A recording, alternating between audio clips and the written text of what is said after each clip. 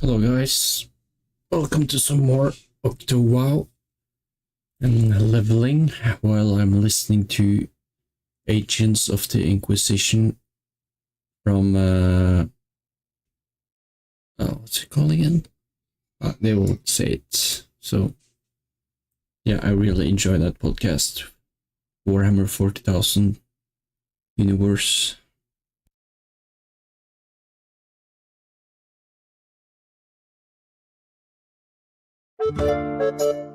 Hey, I'm Arnie Niekamp from the fully improvised comedy podcast Hello from the Magic Tavern. I'm here with my co-hosts, John the Talking Badger, Bing bong. and Usador the Wizard. I greet thee, listeners. Look, I'm trapped in the magical land of Foon, so I started a podcast interviewing elves, unicorns, and other weirdos. We have great guests like Felicia Day, Jason Mantzoukas, Brennan Lee Mulligan, Amy Mann, and so many more. Oh, and I think one time we interviewed a sentient shoe? I hope it was sentient. Not to mention the evil people we've had to interview. How I hate evil. Join us as we bar crawl across the magical land of Foon. Looking for adventure. Getting caught up in escapades. Hello from the Magic Tavern is available right now on your favorite podcast app and ad-free and with lots of bonus content on Patreon. Subscribe to Hello from the Magic Tavern today.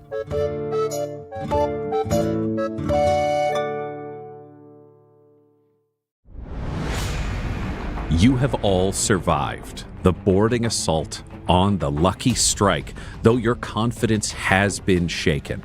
With a desperate shield throw, Brother Solomon ensured that every invader was sucked out an airlock into the cold void of space, and then you all began trying to solve the mystery of what had happened and how deep the corruption ran. You discovered that Avarice, his bifurcated brain, seems to have allowed these boarders to find and board the ship. Damien was unsure. Solomon doesn't really understand what bifurcation means.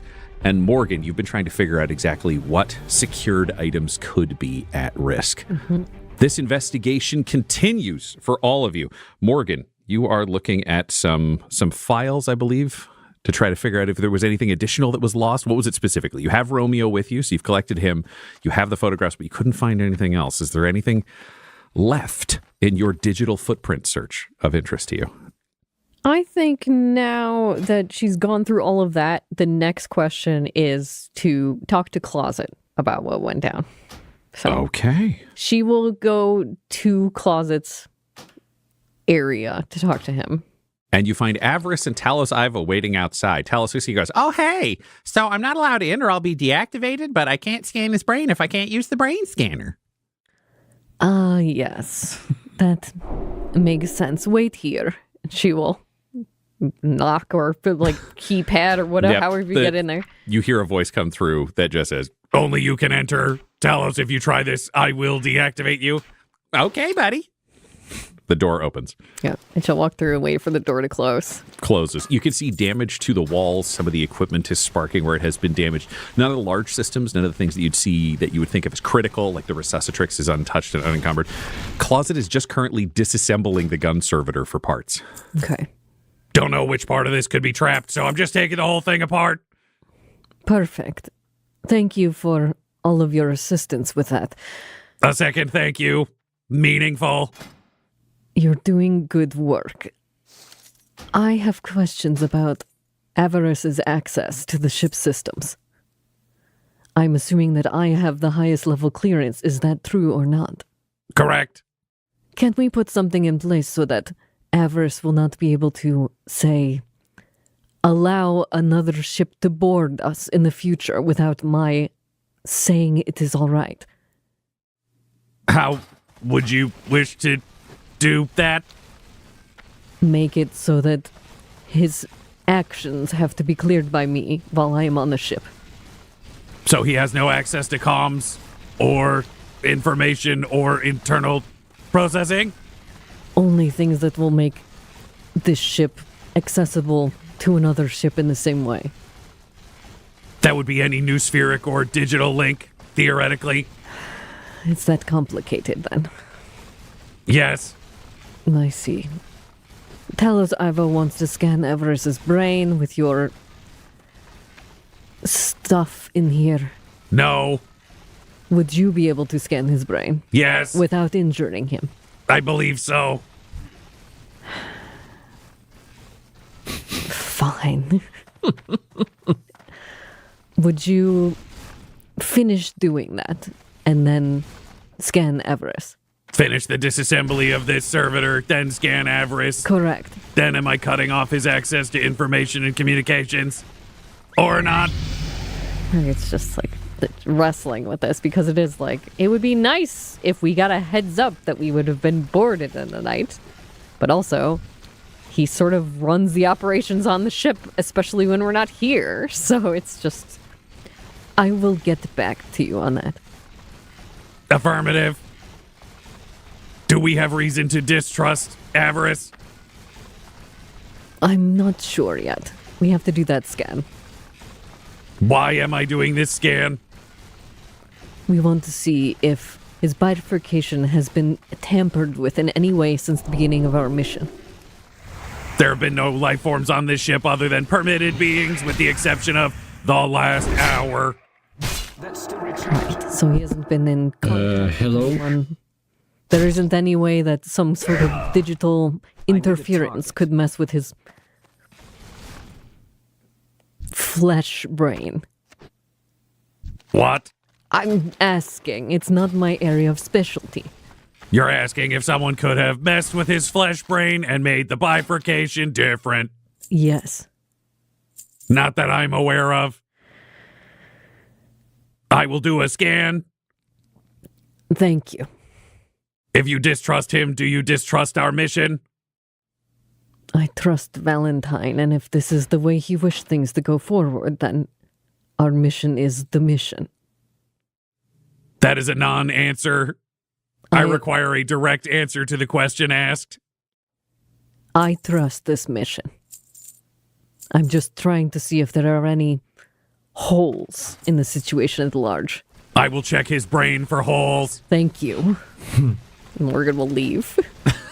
And as you leave, he comes out. It's an Avarice in, Talos, leave. Oh, okay, I guess. Didn't you want me to do the brain scan? Morgan will put her hand on Telesarvo's head because he's so short. She can just kind of... Oh, that's nice. You can come with me. We will find other tasks for you. Oh, what are we going to do? I don't know yet. Oh, we get to look for tasks together. Okay, buddy. Off you go down the hall. And the camera pans across the ship to where Damien and Solomon are checking the judge's quarters. As you approach, the door itself is unlocked. It's available for you to pull it open. I don't know your strategy, if you're talking about anything before you go in, if you're just going in. I haven't seen you two in investigation mode together before. Our two boy detectives. The hardly investigator boys. Oh, no. Of Warhammer 40K. Oh, dear. When I pitched this idea, I thought, this should work. And now, as soon as you say that in that tone, I think, we're going to look stupid. No, it's going to be great. You as Josh are majestic, and you as Solomon are the most confident, thoughtless man I know. Yeah, I know. So what do you say as you approach the room, Solomon? What about me, Ryan? Yeah.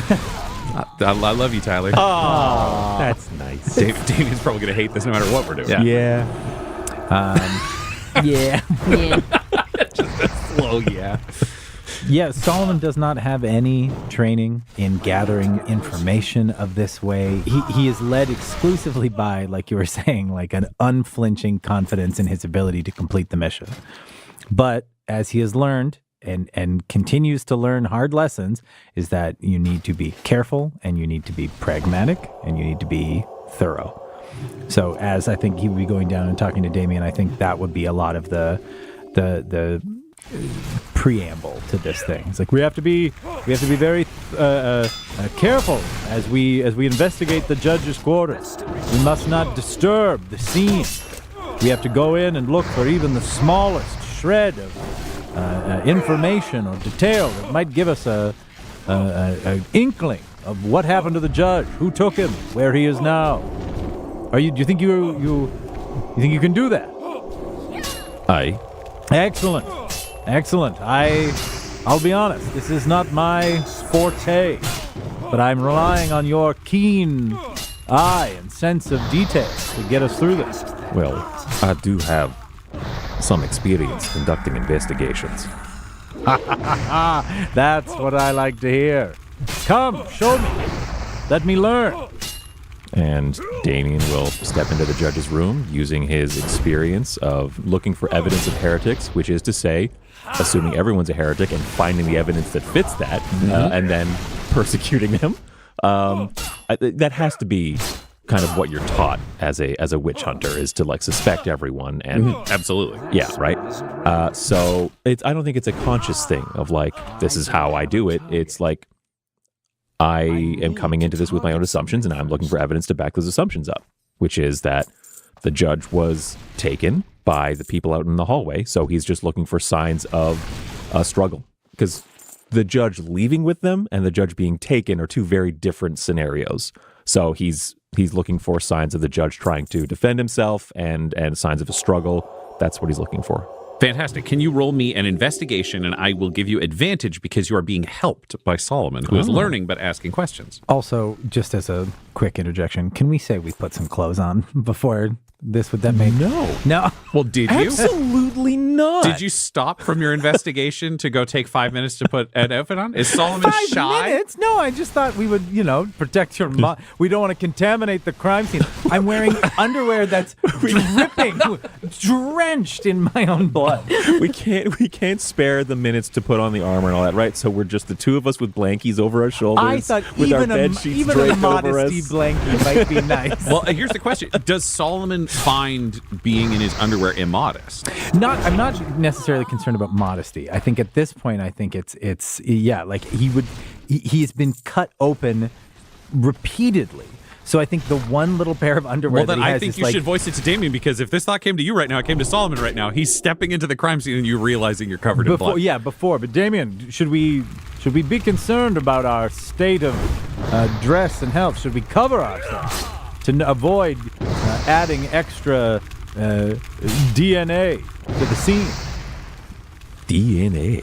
What, is that a 40K thing? Would you know? I mean, DNA exists. I don't know if he'd know, but we don't know what the fuck's in his Bible. I'm fine with that. Right? I don't know. Explain to what DNA is. Have you ever seen CSI? DNA, CSI. The blood, like if we can find clues, I don't want to add any of our own, leavings. Just here, can I? Is there like a linen closet somewhere in the judge's room? In the hall. Like, is there like a? You're right beside your space. It's, Okay. They're the four It's the different hallway hallways. You where can just we're go to all your got our bunk. quarters. We'll go back into the bunk and I'll grab like bed sheets and like we can fashion like a toga or something. Great. Out So of you it. pull sheets off of your bunk and Damien's bunk and bring him back a sheet. All right, let's get dressed then. I like the way you think. Check this out. And he's fashioning the bed sheet into a toga into himself, just like covering his like drenched undies.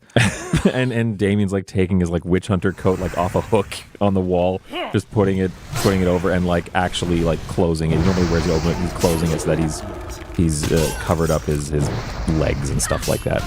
That's a good look.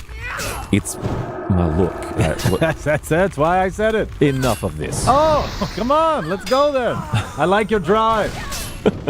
Damien like doesn't like how like Solomon is like pivoting every time Damien is like, stop that, and Solomon is like, you're right. They're like, no, you should feel bad. I'm admonishing you. It's like not sticking. Solomon being like, great, let's keep going. He's like, no, that was my point. Yeah, I want to. Yeah. Okay.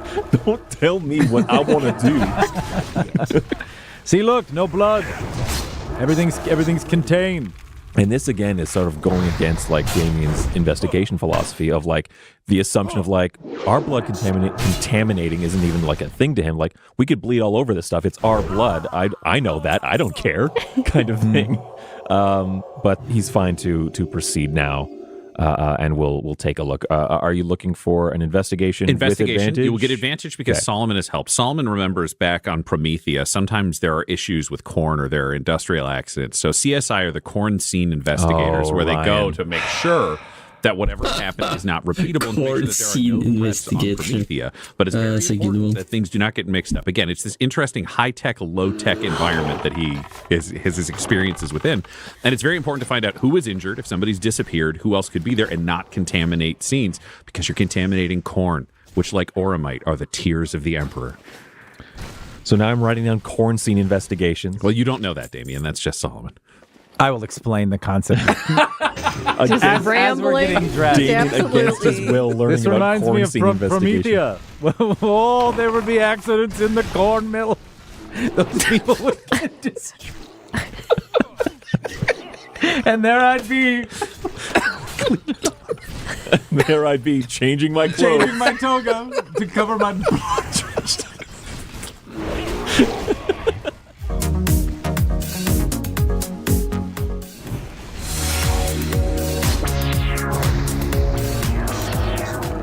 All right, let's roll for this investigation. Investigation with advantage. 13 on the die. Plus 0. I'm an accomplished investigator. You are. Okay. 13. So the first thing you notice is that the judge does not have a Ministorum Bible, which is a sign of heresy and worthy of execution. He also does not have all of his clothes perfectly folded in place, sign of a messy mind, also possible reason for execution. He's not here right now. It's a dereliction of duty, which is also a reason for execution as a witch. One of the things you kind of notice is there's something kind of off in the smell in the room. Now, is that because I cooked a bunch of men out in the hall, or... You're asking great questions that a 13 will not answer for you. Okay. But you are not seeing any signs of struggle. It seems like the bed sheets are in place. There's no dents or scratches anywhere in the room outside of where you can see Rex 2 is clearly circled multiple times before sleeping with metal feet pretty regularly. And is Rex 2 here? Rex 2 is also gone. Okay. The marks against the judge for heresy, that's all just like... Instinctual witch hunter instinctual. stuff. It comes unbidden. Yes. And then it mentally is set aside of like, not what I'm here to do. I will say you didn't see him pack anything. That's an important find. Yeah. Yes, but so his personal, quote unquote, personal effects remain here. Correct. But no sign of a struggle, which this is the part that is just the heretic hunter methodology of like, okay, so that feeds into my already preconceived bias that there wasn't a struggle here. Damien's not going to make any assumption of like, he was grabbed in his sleep, the way like we were surprised in our sleep. People welded a door onto our room, and we slept through that. But Damien is fully like, okay, so he either knew these people or was made to leave in a non-violent way. Would you pop his footlocker? It's closed currently. Yes. Fabulous. Are you doing that through some kind of lock picking, or are you having Solomon smash it? How do you get into something that's locked? That's a good question. Damien would try it just to think like it wasn't locked, and then I think to find that it's locked. I think if this were less dire, like the violation of like people, so many people having come onto our ship and taken the judge and nearly killed Morgan and Solomon, Damien might, if it weren't so dire, Damien might have been like, I don't want to get on the judge's bad side because he is like a dog with a bone about things, and I don't need that hassle on this ship. There's enough enemies without.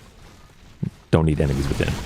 But it's pretty serious, and we're just going to scour this place. So he will point to the footlocker and say, Solomon, this is locked. Can you do anything about that? I can break it open. Perfect. Excellent. Two-handed The sword two-handed swing. smash. Is it just like a padlock, or is this like It's a padlock, Yeah. yeah, All right, on the metal box. Yeah. So I'm not even going to make you roll Yeah. for that. You bash through an entire metal panel. I think you can break a lock. Do you know what? Give me a D20 roll just to see if you roll a 1. not a 1? That's all that matters. Yep. So you break the lock off, and as you look inside, you can see it was a genome lock. It was like a thumbprint that would get a little bit of blood. It's not just a traditional kind of like turnkey lock. As you open it up and look inside, you see the judge's shotgun, you see the judge's shield, you see the judge's shock maul. His weapons are still here. Helmet? Helmet, no. Took the helmet. Okay. This is very unusual. His weapons. I will also say his armor. His armor. We established, I think he doesn't sleep in his armor. No, he so- doesn't. That's true. Yes, But he his took armor his is gone. helmet. He sleeps in his helmet. He sleeps in the helmet. What a very strange man. When I woke up during that warp incursion, I woke up to find the judge in naught but his underclothes and his helmet. Well, I suppose it's good to always be prepared, in a sense. Well, Kind of. he wasn't prepared from the neck down. Yeah. I suppose that's his prerogative. Anyway, what this means, pay attention. Sorry. I'm sorry. Solomon. That's Sorry? What were you saying? Something about the judge? He left all his effects here. I thought no sign of a struggle. Implied cooperation, compliance.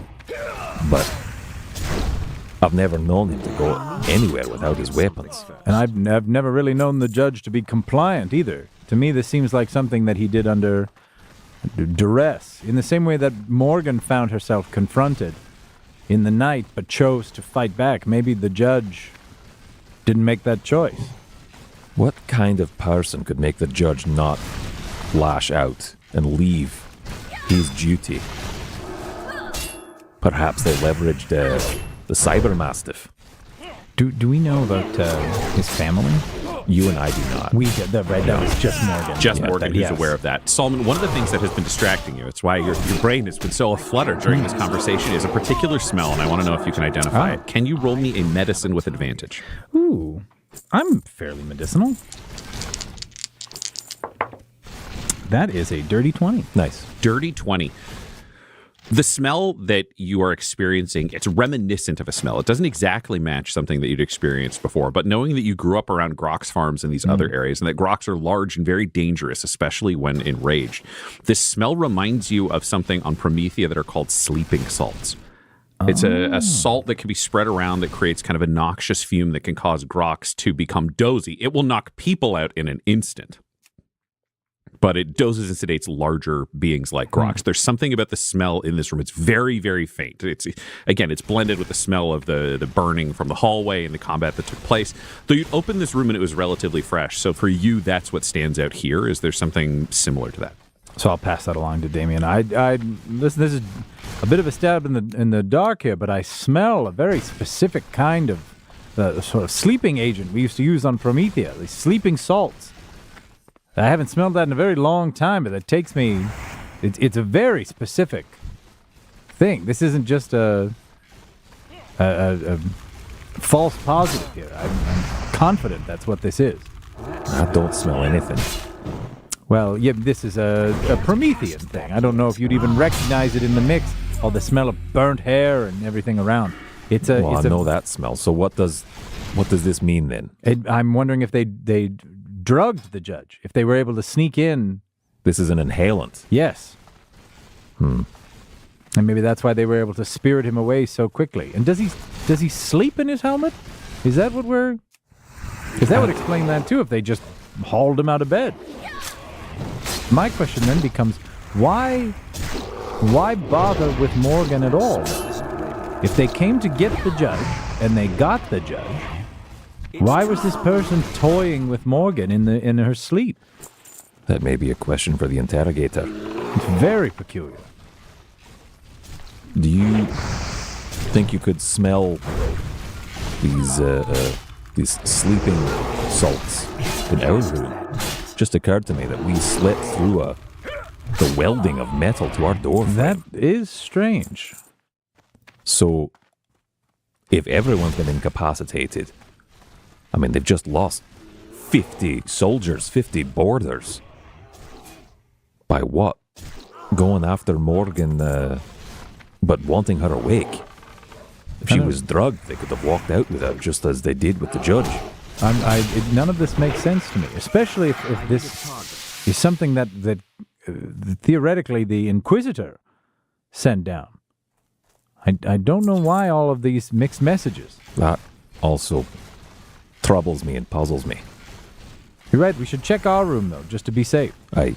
I'm sure Morgan is reaching out to Valentine to confirm this information from Avarice. Morgan, what are you doing? You have Talos with you. Avarice has been left behind to get his brain scanned by Closet.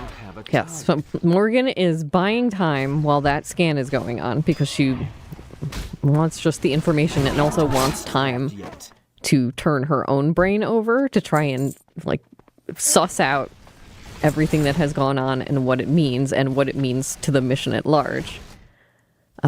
And she thinks, well, and is settled by other people being around or talking, because she's had the bar situation, she's just likes there to be more chatter rather than being alone. She's in her youth listened to people through walls, and so that's calming to her. So she brings Talos Ivo back to her captain's quarters, and she's sitting at her desk, but she's going to talk to Talos Ivo and say, Talos, when you started work on the Geller fields and investigating how you could improve them, I don't know much about your religion, but I assume you knew it would be heretical to make those changes. Oh, of course not. No. No. Why not? Well, it's perfectly fine. It turns out there are two different theories of mechanicum, what they would deem experimentation, which I agree is absolutely heretical, but I'm part of the Belisarian call methodology, which means that instead of actually trying to experiment and create new things, which I believe is absolutely heretical and no one should do, we actually are trying to rediscover old technologies through recreating experiments that must have logically been done in the past. So I'm not learning anything new, I'm just recovering learnings that have been lost. That's why it's not tech heresy, according to me in Belisarius Call. Unfortunately, a lot of the Mechanicum seem to have differing opinions on that. I see. So you are still following your religion and not a heretic in your own eyes, but following the path that makes the most sense to you to improve the Imperium. Yeah, I guess. Or how would you put it? I'm still absolutely following my religion, just some people got my religion wrong. I see. You know, dinosaurs and such. People who want things to be more simple than they are, and thus are holding humanity back by not recreating, knowledge and other things that humanity's always had. I'm doing the right thing, and they're backwards. Yes, that makes sense to me. And Morgan is mostly trying to talk to him about this in order to suss out her own feelings about the situation with the mission and with Valentine and with everything of what is the correct path, but also just feeling like Talos Ivo was both given to her by Valentine and was said, like, this is a man who's not a heretic, this is a person who will help you on your mission. And because he's so forthright and just doing his own thing, he feels like a safe person to just bounce thoughts off of. So you're happy to continue to do this work of yours for the Inquisition? I'm happy to continue my work. I don't know why it has to be for the Inquisition. Because you're working for us right now. Well, yeah, then I'm going to improve the Geller field here. Yeah, of course. I can't really do my work. I don't really have any equipment. I just have access to a Geller field that's hidden behind a shield that I can open sometimes. I've been banned from the hold. Ah, yes. I see. And you're banned from the hold because Closet doesn't trust you, right? Closet considers me a heretic? Yes. People who have different views on the same religion, all under one roof. Well, and some of them have a completely different religion and also think I'm a heretic, like Damien and the judge. That's right. Well, I appreciate the work you are doing to keep our ship safe from the warp. You're welcome. What about you? How are you doing? Morgan is just like... As he says that, she's looking over to Romeo, who's been shot to death again on her table. Yep. And going in, and she's just gonna like pick him up and look at him skull, her poor broken skull friend. I wish my tools would stop breaking. I hear you, sister. I love Talos Ivo so much. That's all she has for him. You want me to fix that? Are you able to do that? Will you let me into Closet's berth? I can't control him with that. Well then, maybe. I gotta see what I can get Avarice to carry out. What things would you like? Basic toolkit would be great. Data slate, collection of computational engines, welding, perhaps a workbench or two. I'll see if we can get you your own space to work on things. Ooh. You're a good boss.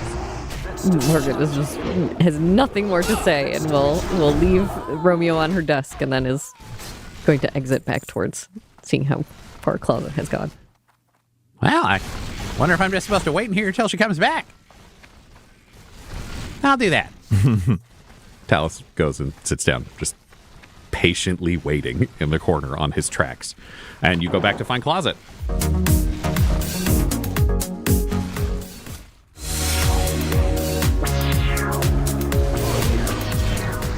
Damien and Solomon, is there any other investigation you wanted to do on the way?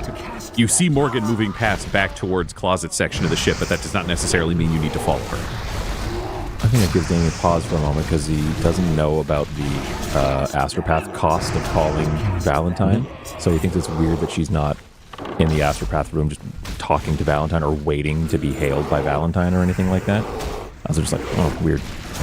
But I think we would be remiss, Solomon and Damien, if we didn't try to conduct some sort of investigation on the corpses in the hallway. Yep. Figure out the nature of their mission. Obviously, abduction, but why?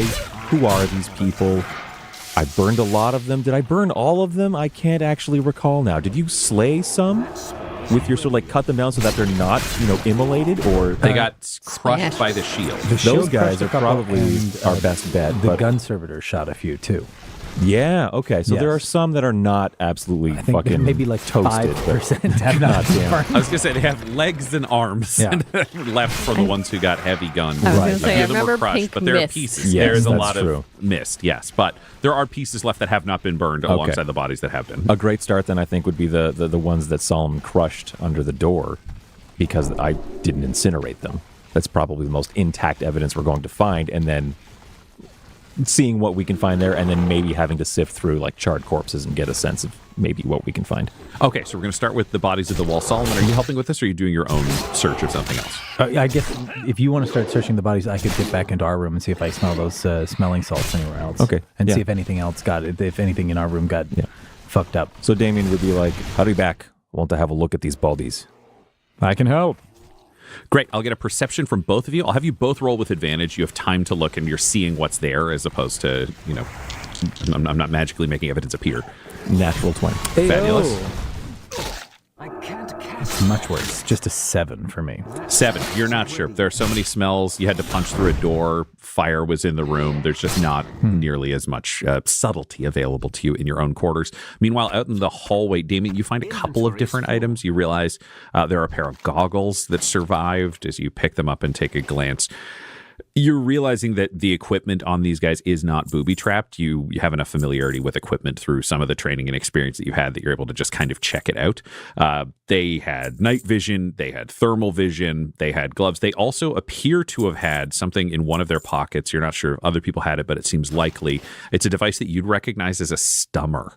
STUMMER. It is a stummer? silencer for a person. Oh, it plays interesting. ambient noise in a way that it eliminates all the sound someone is making while they are moving around. So if you're wondering how the enemy crew could have gotten on the ship, could have set up the door to your room, could have done a lot of things that no one heard, they actively had sound jamming equipment that would make sure that organic and microphones and anything else, any organic supplement, could not hear them moving. Have I found one that is intact and functional? Yes. I would like to pocket that into my You pocket coat. it. Great, thank you. You're not sure how much of a charge it has, but you do have one. Okay, goggles, gloves, stummer, and nothing else of note. Combi, you're not seeing anything on these. It seems like they were more kind of the line troopers. The most telling thing for you is the stummer. It would mean they could actually have welded your door shut and you just wouldn't have been able to hear it. Right. Okay, so we weren't necessarily drugged. We'll see what Solomon says after he comes back after having a sniff. Solomon returns after having a sniff. There's nothing in that room. It's just burnt hair. And he's doing his own like CSI thing without realizing it. He's like kneeling over a corpse, but like wordlessly, doesn't look up at you, reaches into his coat pocket and just holds a stummer like up over his shoulder out to you to look at. What is it? It's a stummer. What does that do? It enables one to move silently. Oh, fascinating. I imagine each and every one of these intruders, or at least the ones that welded our door shut, were equipped with these, and that's why we slept through it. We Well weren't prepared. gassed. Very strange how prepared. A boarding party of this size, all to get one man. They knew to lock us in.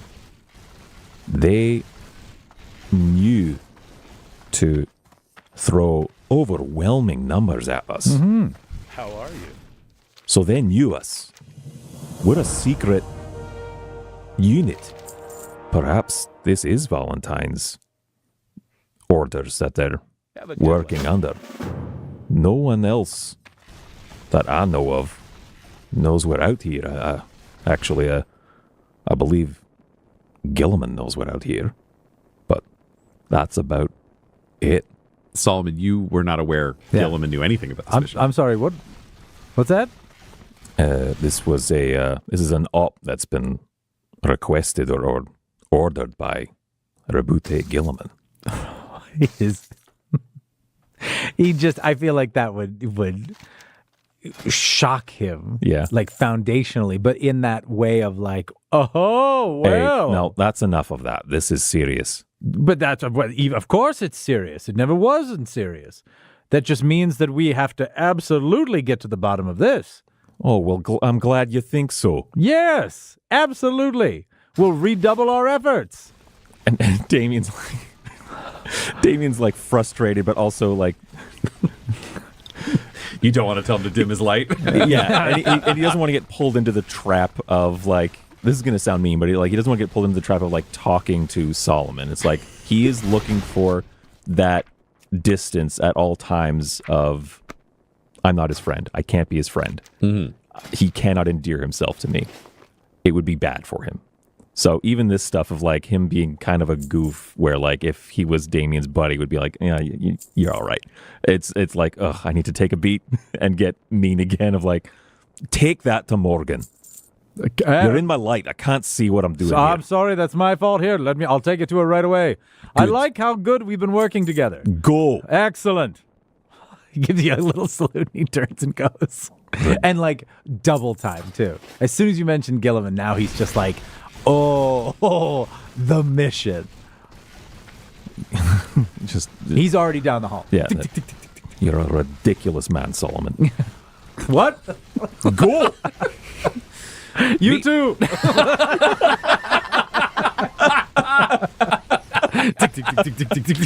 Meanwhile, down the long hallway, Morgan, you find yourself back at Closet's quarters. Closet has to roll for this test. Okay. The door opens for you, no problem. He was just keeping it locked because Talus was with you last time. Mm-hmm. Welcome back. Scan just completed. And the results? No holes. No holes. The same as it ever was, I suppose.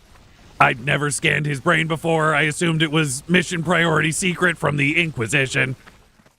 Yes, it is. There does appear to be a biological tamper, including a small explosive. If someone tried to mess with his brain, he would die. My most trusted scout reports that these Defias have been looting and pillaging the countryside all the way into southern Westfall. We believe they are hiding out in the Dagger Hills. No problem. Next move, the Inquisitor also mentioned to me that we should keep Talos Ivo happy. Why? It is not up to us to ask the whys of the Inquisitor. It is only to carry out his orders. So I ask that you assemble some things to give to him, that he can have... He requires tribute?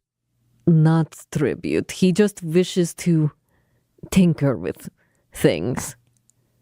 And I agree with you. He should not have the ability to come in here and touch any of your things. So I ask if you could spare some tools or something to give to him.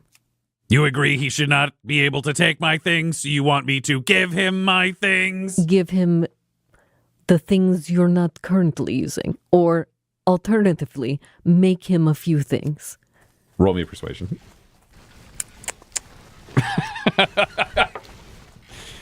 11.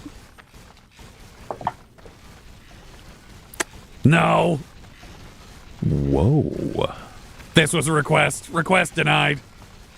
The fact that this comes from the Inquisitor does not make a difference to you. The Inquisitor did not ask me to give him things. You are requesting I give him things. Giving him something I make is giving him my time, the most precious thing other than my things. All right. Well, your happiness and comfort is more important to me than his. I am a priority. Noted. Avarice, shall you join me back to the cockpit? Yes, of course, whatever you need, interrogator. And she's gonna start leaving. The moment you exit with Avarice in the hallway, just a moment, if you don't mind. Did you tell him it was an order, or did he tell you it was a request? The Mechanicum are terribly literal, so if he said this is a request and you did not disagree, then it would seem to be a request which he could righteously refuse. Yes, thank you, Avarice. I am turned about this evening. And she's gonna turn around and walk back through. Door will open. You're inside. Get him. Closet, the ship's engine has been destroyed and we are marooned here. Yes. Thus, we will have some ample extra time. And I order you to give some of that time to make things for Talos Ivo. Confirmation. Confirmed doubly so. How much time? 10%. Priority. I wish this to be prioritized among all of your other tasks unless I tell you otherwise. Top priority compared to other tasks? Same priority. That is an impossibility. Everything has a priority according to its needs. Closet, I do not speak the same language as you, nor do I share your religion. We both speak basic.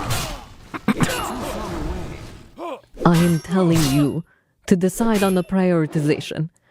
And if it ends up displeasing me, there will be consequences. I am not aware of how to please you. It is a confusing metric. You'll have to figure it out. And she's gonna leave. Interesting. Interrogator pleasure experiments begin. This episode of Agents of the Inquisition features the voices of Del Borovic, Guy Bradford, Josh Halbert, and Tyler Hewitt, alongside Dungeon Master Ryan LaPlante. This episode was edited and mixed by Laura Hamstra, and Agents of the Inquisition. Hey, I'm Arnie Niekamp from the fully improvised comedy podcast Hello from the Magic Tavern. I'm here with my co-hosts, John the Talking Badger, Bing bong. and Usador the Wizard. I greet thee, listeners. Look, I'm trapped in the magical land of Foon, so I started a podcast interviewing elves, unicorns, and other weirdos. We have great guests like Felicia Day, Jason Mantzoukas, Brennan Lee Mulligan, Amy Mann, and so many more. Oh, and I think one time we interviewed a sentient shoe? I hope it was sentient. Not to mention the evil people we've had to interview. How I hate evil. Join us as we bar crawl across the magical land of Foon. Looking for adventure. Getting caught up in escapades. Hello from the Magic Tavern is available right now on your favorite podcast app and ad-free and with lots of bonus content on Patreon. Subscribe to Hello from the Magic Tavern today.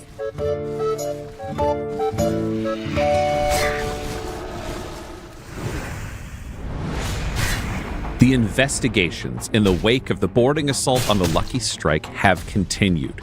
Morgan, you confirmed that Avarice's brain does not appear to have been physically tampered with, and in fact, there is a small explosive device in there. Should someone try to do that, his head will explode and he will die.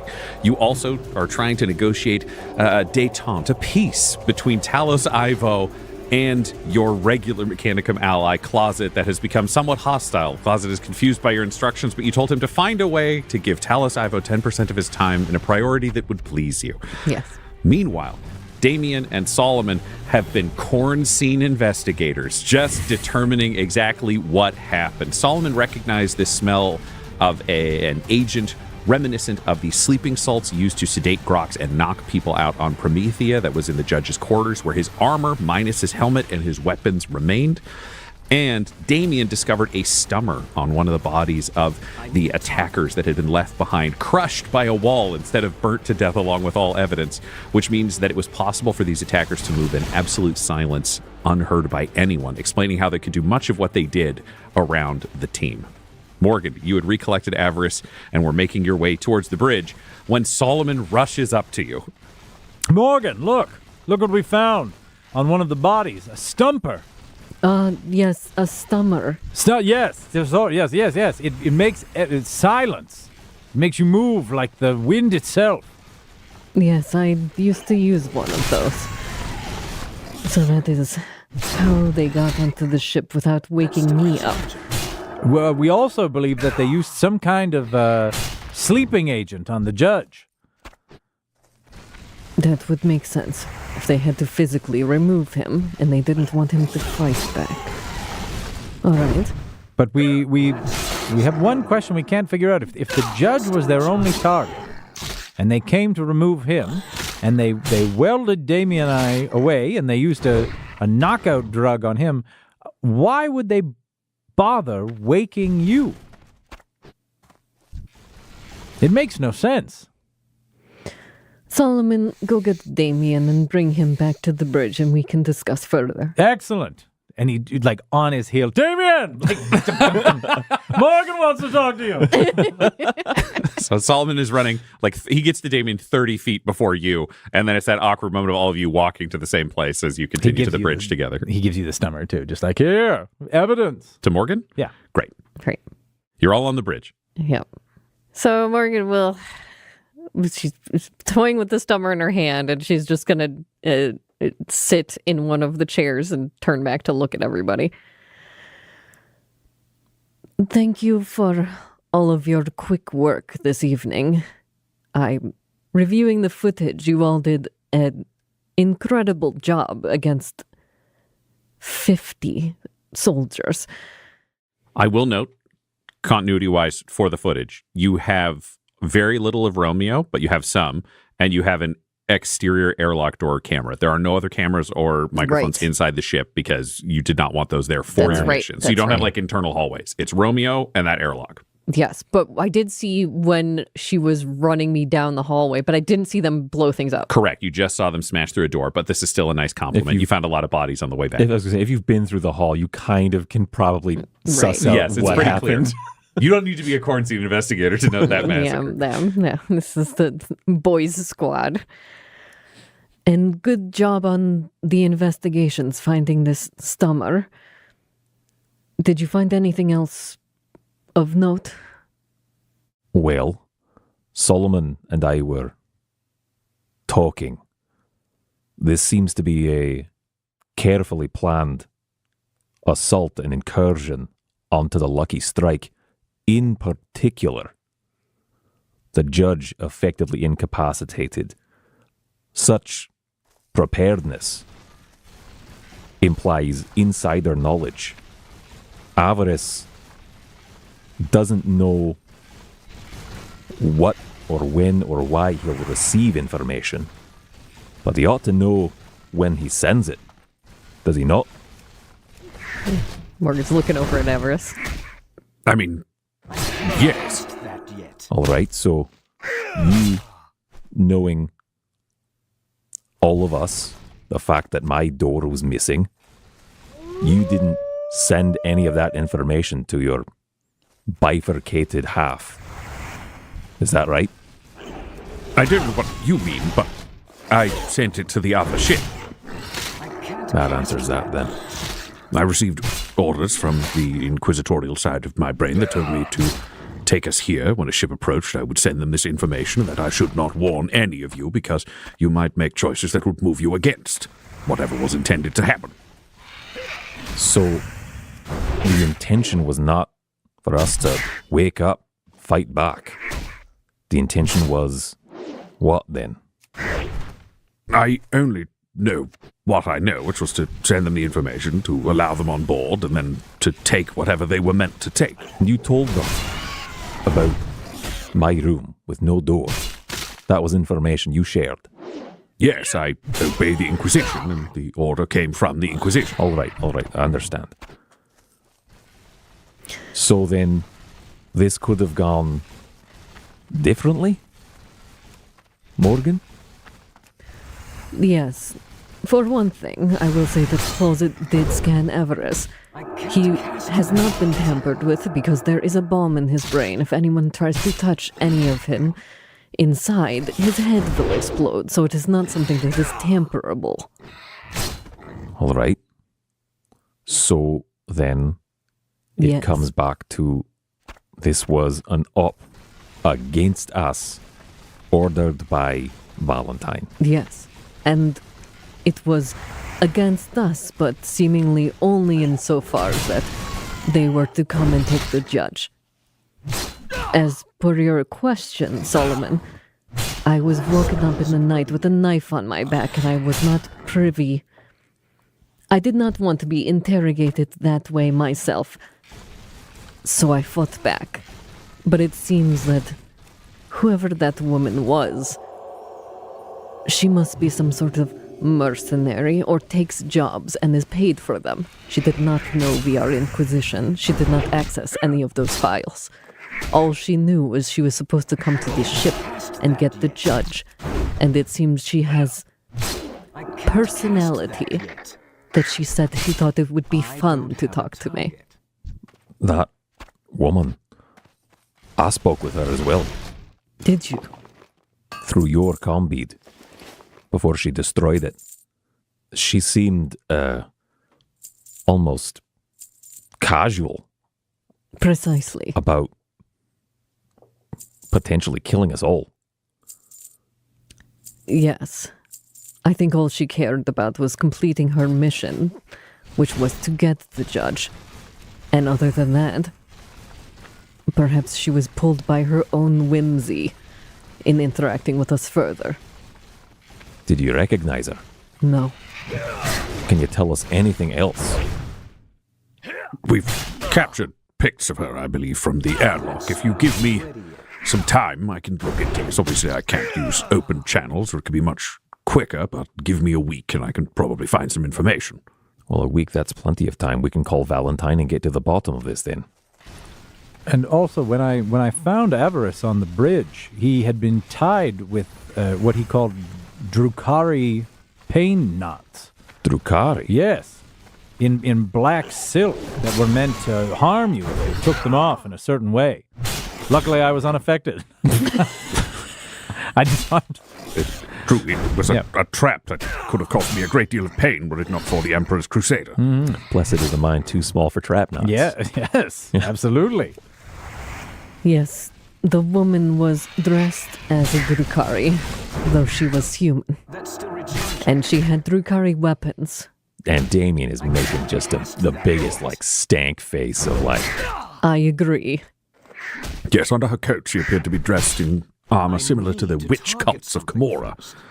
Also, I can say from what I've seen, between the subtle scarification and other enhancements, I believe she had been genetically altered in some way. And Damien will look to Solomon to see where his eyeline is before he makes his next move. Where is Solomon looking? I think Morgan the whole time. At Morgan? Yeah. Okay. This is the briefing. This is where all just sharing information.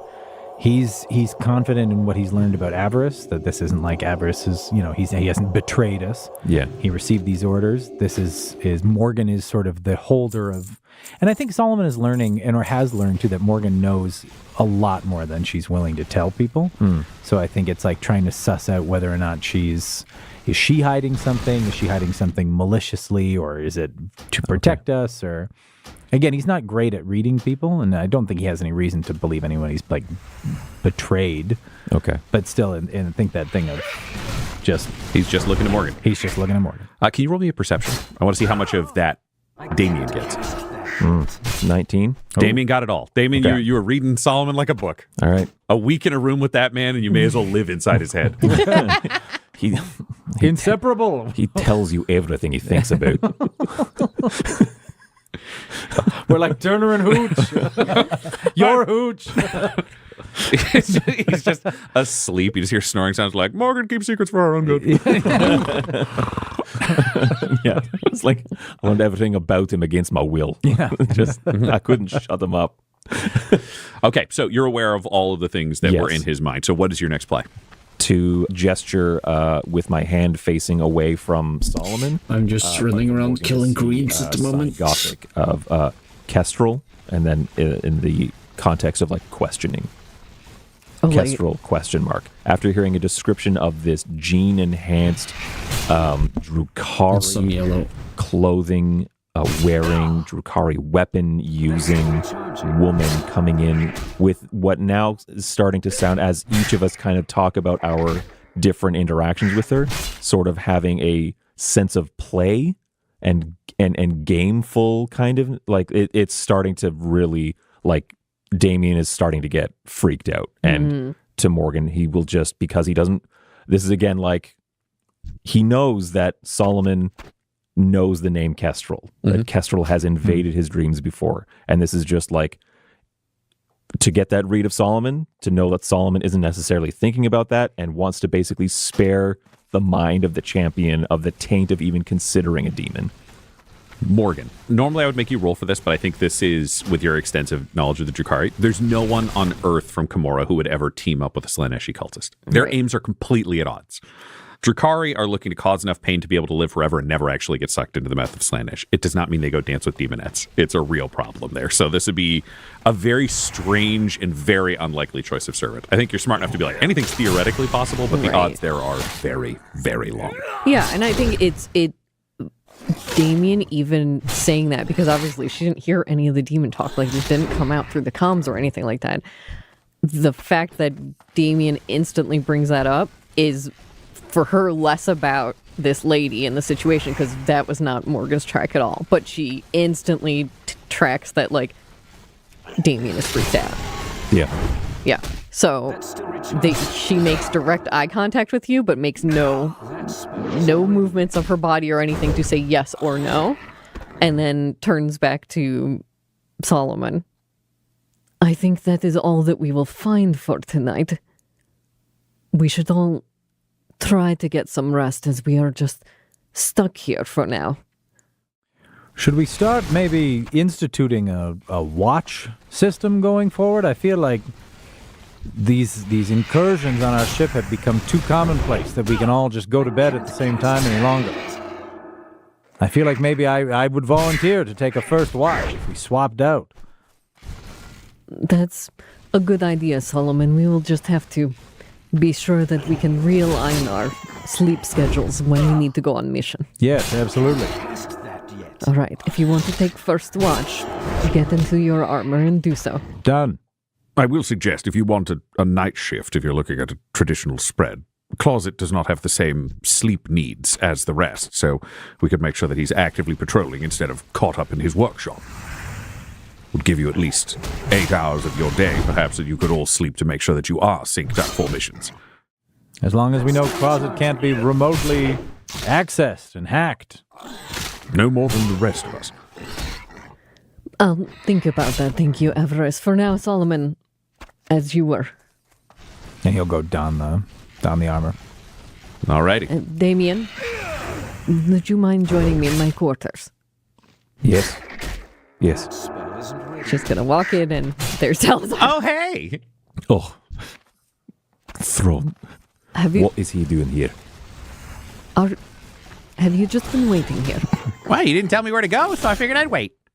Yes. The Lithro Mechanicus. All right. Talos Ivo, if you would please return to your duties. Okay, I'll check on the Gellerfield, I guess. And then, can I have one of the bunks? Do you want one of the... I don't have a place to stay or sleep or charge or repair myself. I've been kicked out of the Mechanicus berth, and then I've just been staying in an empty hold. Morgan is like baffled by this, because it's like the Mechanicus, they want to be treated like they're machines, but then they have these human then needs. They want like beds. Can you roll me an insight? 10. Talos sure is different. That's all you know. 1 in a million. He does not seem like the ordinary Mechanicus you've met anywhere else. There is something different about him. Yeah. Well, we don't need it. Yes. Great. Everyone has needs. Morgan is so annoyed. It's just like everyone wants things from her. Well, my needs are met. Thank you. Goodbye. He just trundles out on his tank treads and disappears. Door closed behind him. Yep. And Morgan will close the door behind her and then turn around to see Damien.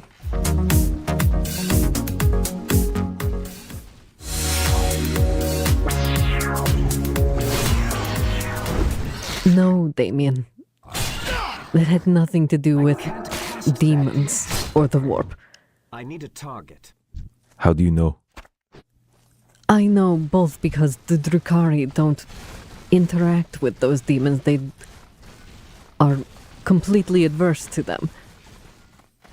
But also because in general she seemed like just a mercenary and she didn't even know the amount of things that we know.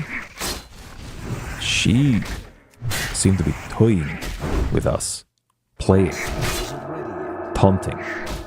And this is where Morgan's like, he was in jail, and before that, he was in the Ministorum, and it's like turning over in her head. Yes, Damien, toying with people and pleasure are things that may seem demonic to you, but also are things that normal, everyday Imperium people can enjoy from time to time. It says this lady in her, like, nightie is talking to you. Yeah. Okay. So that was normal then? In this case, considering the Drukhari not work and her seeming to want to twist the knife, as it were, perhaps she has similar Drukhari indulgences. They enjoy hurting other people to gain pleasure from it. In this way, they are somewhat intertwined with the demons of the warp, but they don't summon them, Damien, not like you. She's like... Solomon is not in the room. Exactly. Okay. Yeah. Not with warp effects in that way. You can see that the damage has been done. And Damien says, is that all, interrogator? No, that is not all, Damien. And Morgan's like, I need to stop doing this when I'm tired. This is the challenge. You guys went through a long mission here, crashed out for maybe an hour, woke up, went through combat or doing investigations. Solomon is going to be the most stoic but dead-eyed security guy marching the hallways. Yeah. And Morgan is tired and burnt and was shaken from all of this too, and absolutely did not mean to step all over Damien like that. But well. But do you think you can save it in your current condition? No. But Morgan is... We cannot contact the Inquisitor for every little thing. Every little. 50 intruders. The judge taken. You nearly blasted out into the void. It gets bigger than this. This is little. The reason that this is not big is, as you said, the only one who would know that we are here, that the judge is here. The only one who knows that is Inquisitor Valentine. So if he were to send someone to this location, to send our ship there, to get him, the only person who could have done that is him. And we are not here to question him. Well, then I guess that's that. It is. May I be excused? Get some sleep, Damien. I'd like to clean up first. Go on. And Damien's going to turn around to leave, and he's still, that hurt. He's still stung by the, they don't call in demons like you do, line there. So he's falling back on repentance, and labor is holy.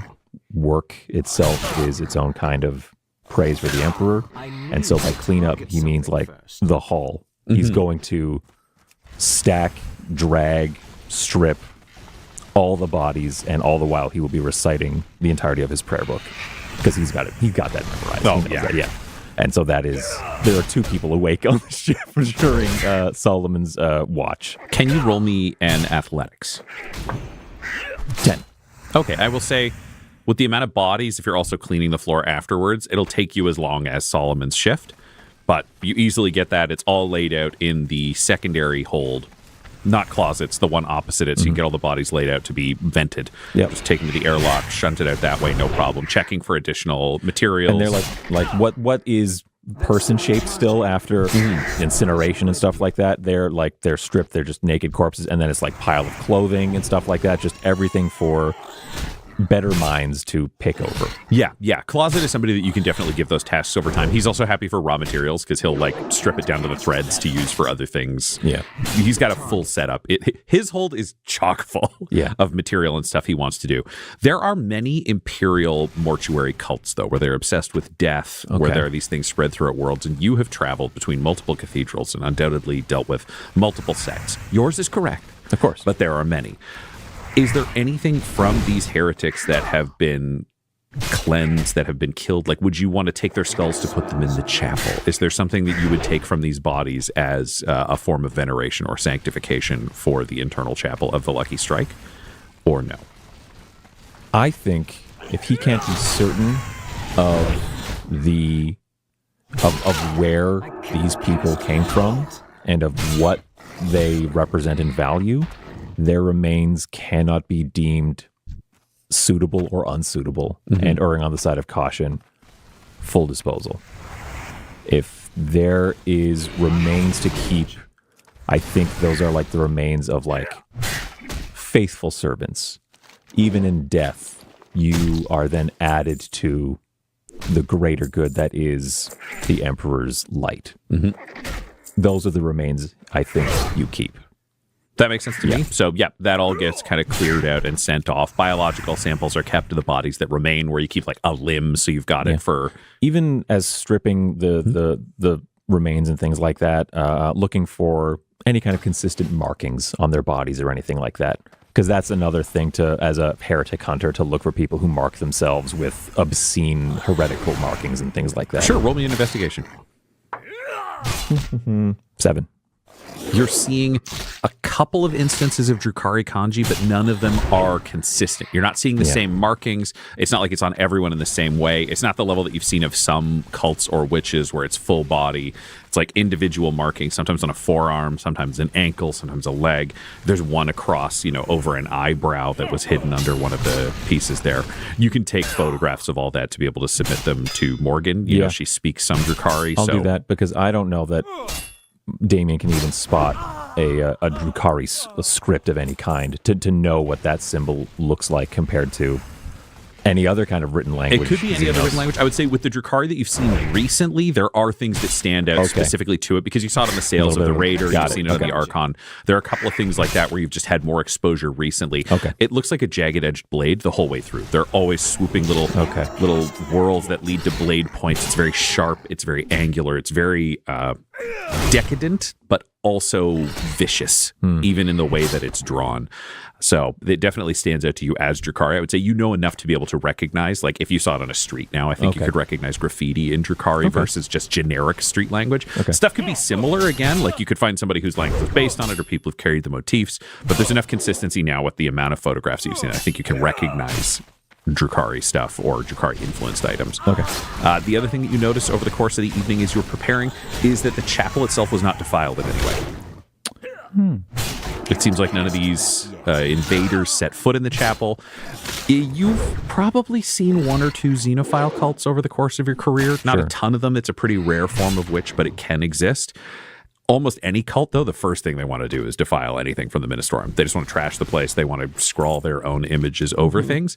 The door was open to the chapel, but nobody went in it and nobody did any damage in there, which is an interesting thing to notice. Yeah. I think Damon would read that as a indication of like purpose and professionalism. It continues to build the case of like sophistication here. That there's so much intentionality behind everything that happened that it almost makes sense that like there's nothing in there that they were charged with retrieving, and therefore they did not even go in to desecrate it. They went surgically to only where they needed to be. Makes a lot of sense. At the end of that time, I'm imagining you rest, having cleaned up all of this and done all this work. I think after fighting, channeling the warp, the high emotional state of we're under attack. Also, the Burroughs assault, the assault on the governor's mansion. There's been no rest from that. He hasn't till now. even really like hashed out and resolved the fact that Kestrel like seized his bodily form and that his companions stayed behind and pulled him back out of that. Like that hasn't really been addressed. And yeah, he's exhausted. It's just, like full body, emotional, mental exhaustion. Yep. He's out like a light. Solomon does his shift. Morgan, is there anything else you do before sleep? Boy.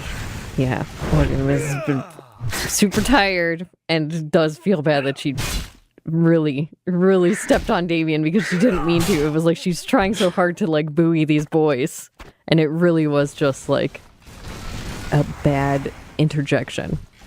So it's like she is laying down. She's like, I'm going to go sleep. I'm going to totally sleep and we'll be fine. And she just cannot fall asleep.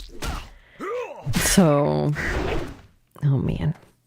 Morgan's just all over the place. But I think in the night she will go back to where Closet is. And like tap on the door and come back in. Morgan, who has not slept. Welcome back. Thank you. I have another small task for you. I'd like you to put at top priority. Understood. I would like you to take less than a quarter of a pound of the oromite and fashion it into an aquila and a necklace. Can you do that? Yes. All right. I would like you to do that first and talk to me in the morning when it is complete. Do you want the chain to be oromite as well, or just the aquila? As long as it is less than a quarter pound, do all of it. Pure oromite, correct? Correct. Understood. Good night, Closet. Good night. She's going to bed. Great. She goes to bed. Solomon, you are pacing the ship, ready for enemies at any turn. Is there anything else he's doing or thinking? Like, what is this night like for him? I think he's kind of like everybody else. I think he's trying to pretend he's not zombified, but he is zombified. So he is going through the motions. I'm sure he's missing things. He's not as sharp as he'd like to be. He stops off at the mess hall to get like a shitty cup of 40K coffee or something like that. It's there. Recap. No question. And otherwise, he's just doing like security guard duty. He's checking doors, making sure everything's locked. He's, just the most like standard, and then just counting down the time. Great. Yes. Okay. Good. Locked. Front page locked. Closet. You're all right. I'm fine. Great. Excellent. Let me know if you need anything. Will do. Yep. Do you need stims? That's still recharged. Josh just gave you a very dramatic head turn. Listen, how long is this shift? It's an 8-hour shift. Hey, the judge isn't here. Exactly. Yeah. Do you have stims? Yes, I produce stims. He'll shake off like one of the arm pieces of his armor and be like, yeah, all right, I'll take a stim. We'll get you back to functioning optimally. And he jabs you in the forearm with the stim that empties into your bloodstream. Oh, dream. Mission accomplished. He's cooked. Oh, wonderful. Man. You get 5 temporary HP. We love that. And all the role-playing effects of doing meth.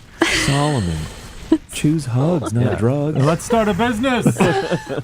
I have this great idea. No, thank you. No, hear me out. I will listen while I work. You can join my improv group. We're doing next level shit.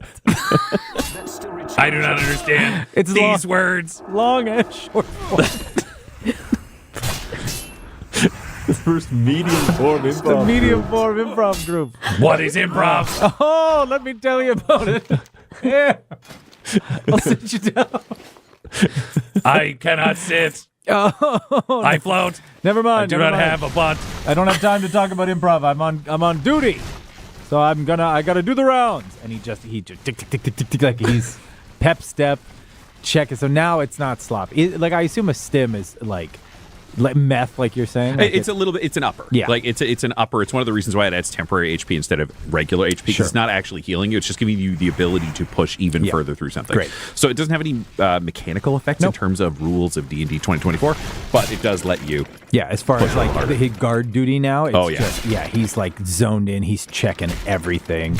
He's, light switches. He's making sure Damien's in bed. It's the same way they don't talk about this, but they use amphetamines for like long-term bomber flights where they're like, oh, you're going to be in the air for 24 hours. We're going to make sure that you're awake for the back half. And he's just, grinding his teeth and heading down the aisle. Fabulous. At the end of your shift, can you roll me a Constitution saving throw? Sure can. I want to know if you can clear the stims to actually go to sleep. Great cue. What number would I need to get? I'm not telling you. Hey, tell me what you roll. It's a 2.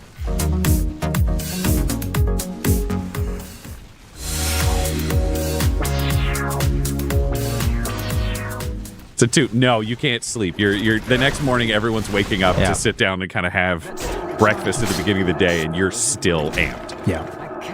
So he just point it right down to Damien, and he's going to be he's the worst version of himself right now. Like all the things that I imagine would irritate you about Solomon are like.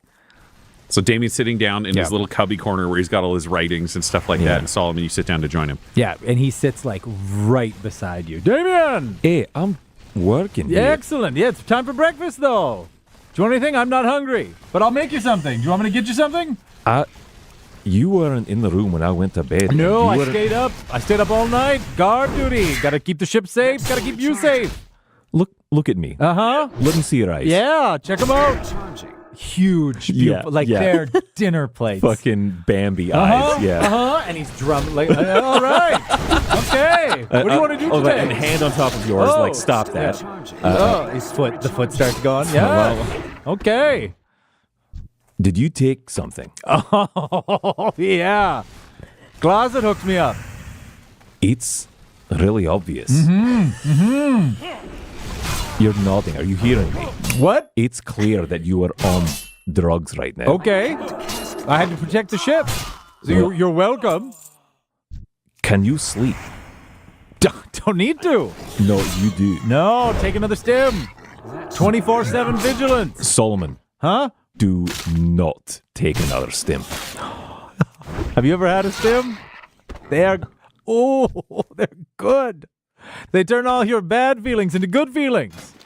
You ever listen to jazz? I know it's not. It's good. It's a weird time signature.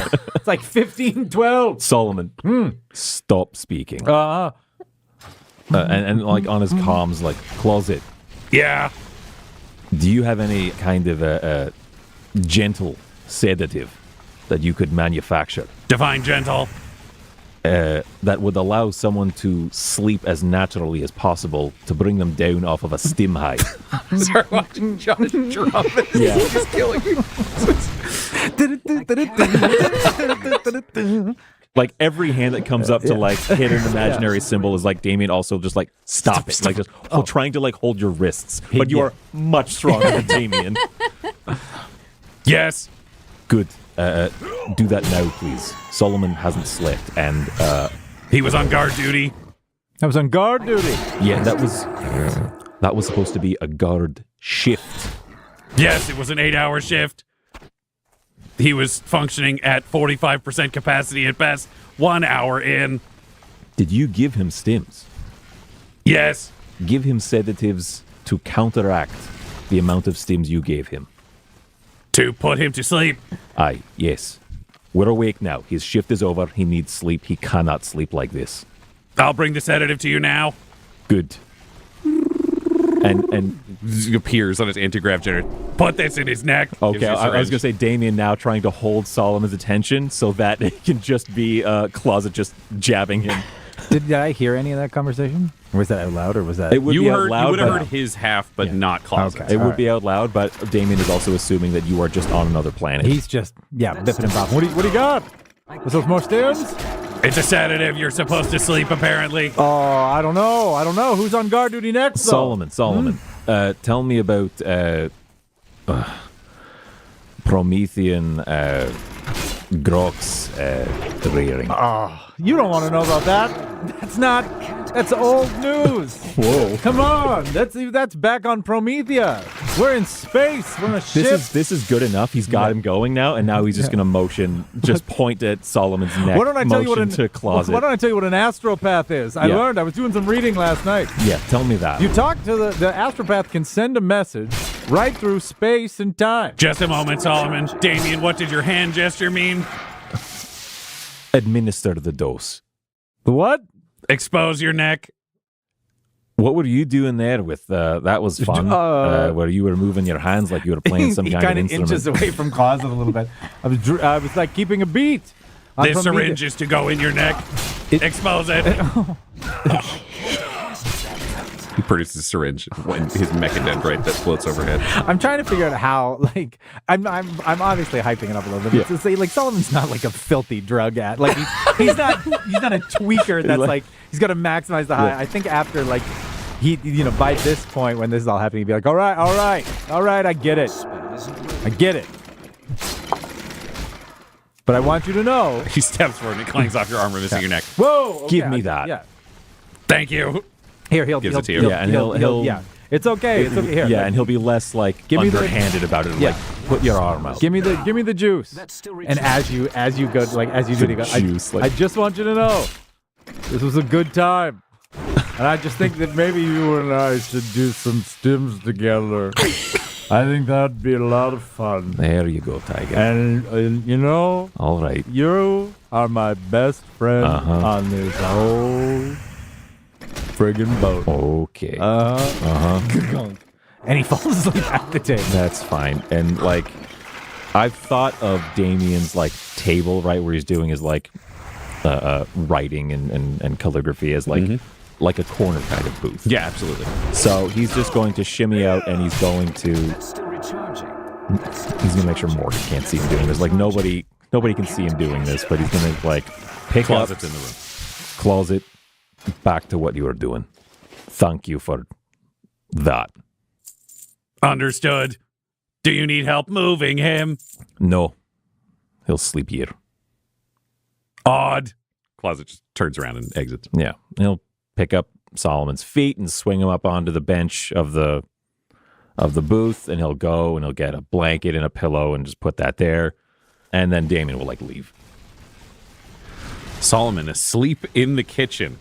Avarice comes in for breakfast, sees Solomon, exits. Morgan, you wake up. What do you do when you get up? Gets up and gets dressed for once. Great. Showers and gets dressed. We'll love that for you. Yeah, so that's nice. I think she's going to stay in the office and is still on the computers, like just thinking about everything that happened last night and basically just waiting. Okay, you stay in your office. Yeah. Solomon sleeps. Damien, what are you up to over this stretch of time until the whole team is conscious? You have about 8 hours. Yeah. He'll go see if Closet needs help fixing the engines. He doesn't know anything about that stuff, but it's kind of a joke to say if he needs an extra pair of hands, he's got 6 of them, but if he needs 7 or 8, then Damien's going to see if he can help. Thank you for coming and for your offer, Damien. I am still determining the exact level of damage. I have been busy being a jeweler. Hey? I have been making an aquila and chain for the interrogator. I can't cast that yet. All right. You were instructed to do this by the interrogator? Correct. Do you want to see it? I guess. Am I allowed to? I don't understand. I thought bigger things were happening. I can't cast that yet. This is top priority as ordered by the interrogator. It must mean something. All right, sure. I'll have a look. And you were brought over to a desk where he has machined oromite. You can see it's burned out so many drills and carvers and other elements that he's going to have to rebuild for himself, for his equipment, because oromite is very tough to work with. But it is what I would describe as a medium-sized wrapper bling aquila chain. A lot of bling in the wrap sphere weighs about 100 grams, and with the exact measurements, it's about 113 grams spread between an aquila pendant and the chain. So less than. Less than. Yes, it is 0.001 less than a quarter of a pound. It is garish, but it is oromite and it is an aquila. It looks like someone bigger and stronger than a regular person would be sporting this then, is Damien's read of that? I would say it's comparable to some of the medallions and other large things you've seen with cardinals' vestments and other wealthier engagement with that. Very, like... ornate. It is a statement piece, no question. Okay. Like, well, maybe some kind of communication came through about some highly appointed cardinal or something. Do you know why you were asked to make this? I have inferred that the interrogator does not appreciate me asking questions. I am determining how I may best serve at her pleasure. All right. Well, good luck with that. Do you believe she will be happy with this? If this is what she asked for, it's a very eye-catching piece. If that's what she asked for, it seems you've done an excellent job crafting it. It's a beautiful aquila. Thank you. You're welcome. Your feedback is appreciated. Okay. I will review the engines and find if there is a way you can assist me. I do not know the total amount of damage. I have been working on this aquila. And this just kind of like vexes Damien. Like, what is going on? I think he might just go see if he can find Morgan to just be like, what is the deal with this high top priority aquila? What is going on? Like, what happened while I was away? And truly, you're ready to ask the most important question that this team has ever faced. Why is Closet making a giant aquila? This episode of Agents of the Inquisition features the voices of Del Borovic, Guy Bradford, Josh Halbert, and Tyler Hewitt, alongside Dungeon Master Ryan LaPlante. This episode was edited and mixed by Laura Ham.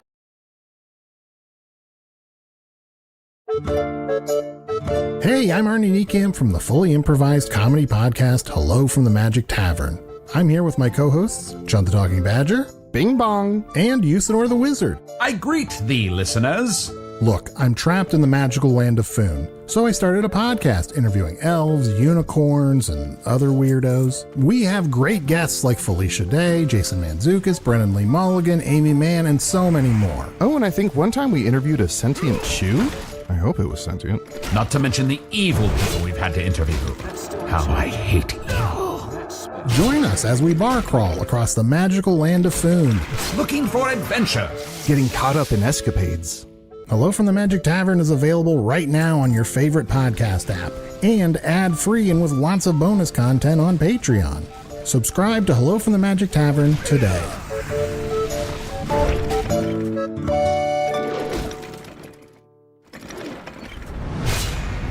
A new day is dawning for the crew of the Lucky Strike. You survived a boarding action, you have carried out investigations, you have set up the watch. It has been a heck of a night. Morgan, you ordered an oromite aquila to be constructed. Solomon, you discovered the joy of stims to keep you up overnight, but did require a sedative to put you back down to bed at the beginning of the day. Damien, you went to check in with Closet at the dawn of this new day to find out if you could help with engine repairs, to discover that he had spent the night building this new large aquila in oromite. A real statement piece, as it might be described. And you are on your way to ask Morgan why that was prioritized over the engines. Yeah. We love that kind of enthusiasm for the Emperor. Just a little confused, that's all. Yeah.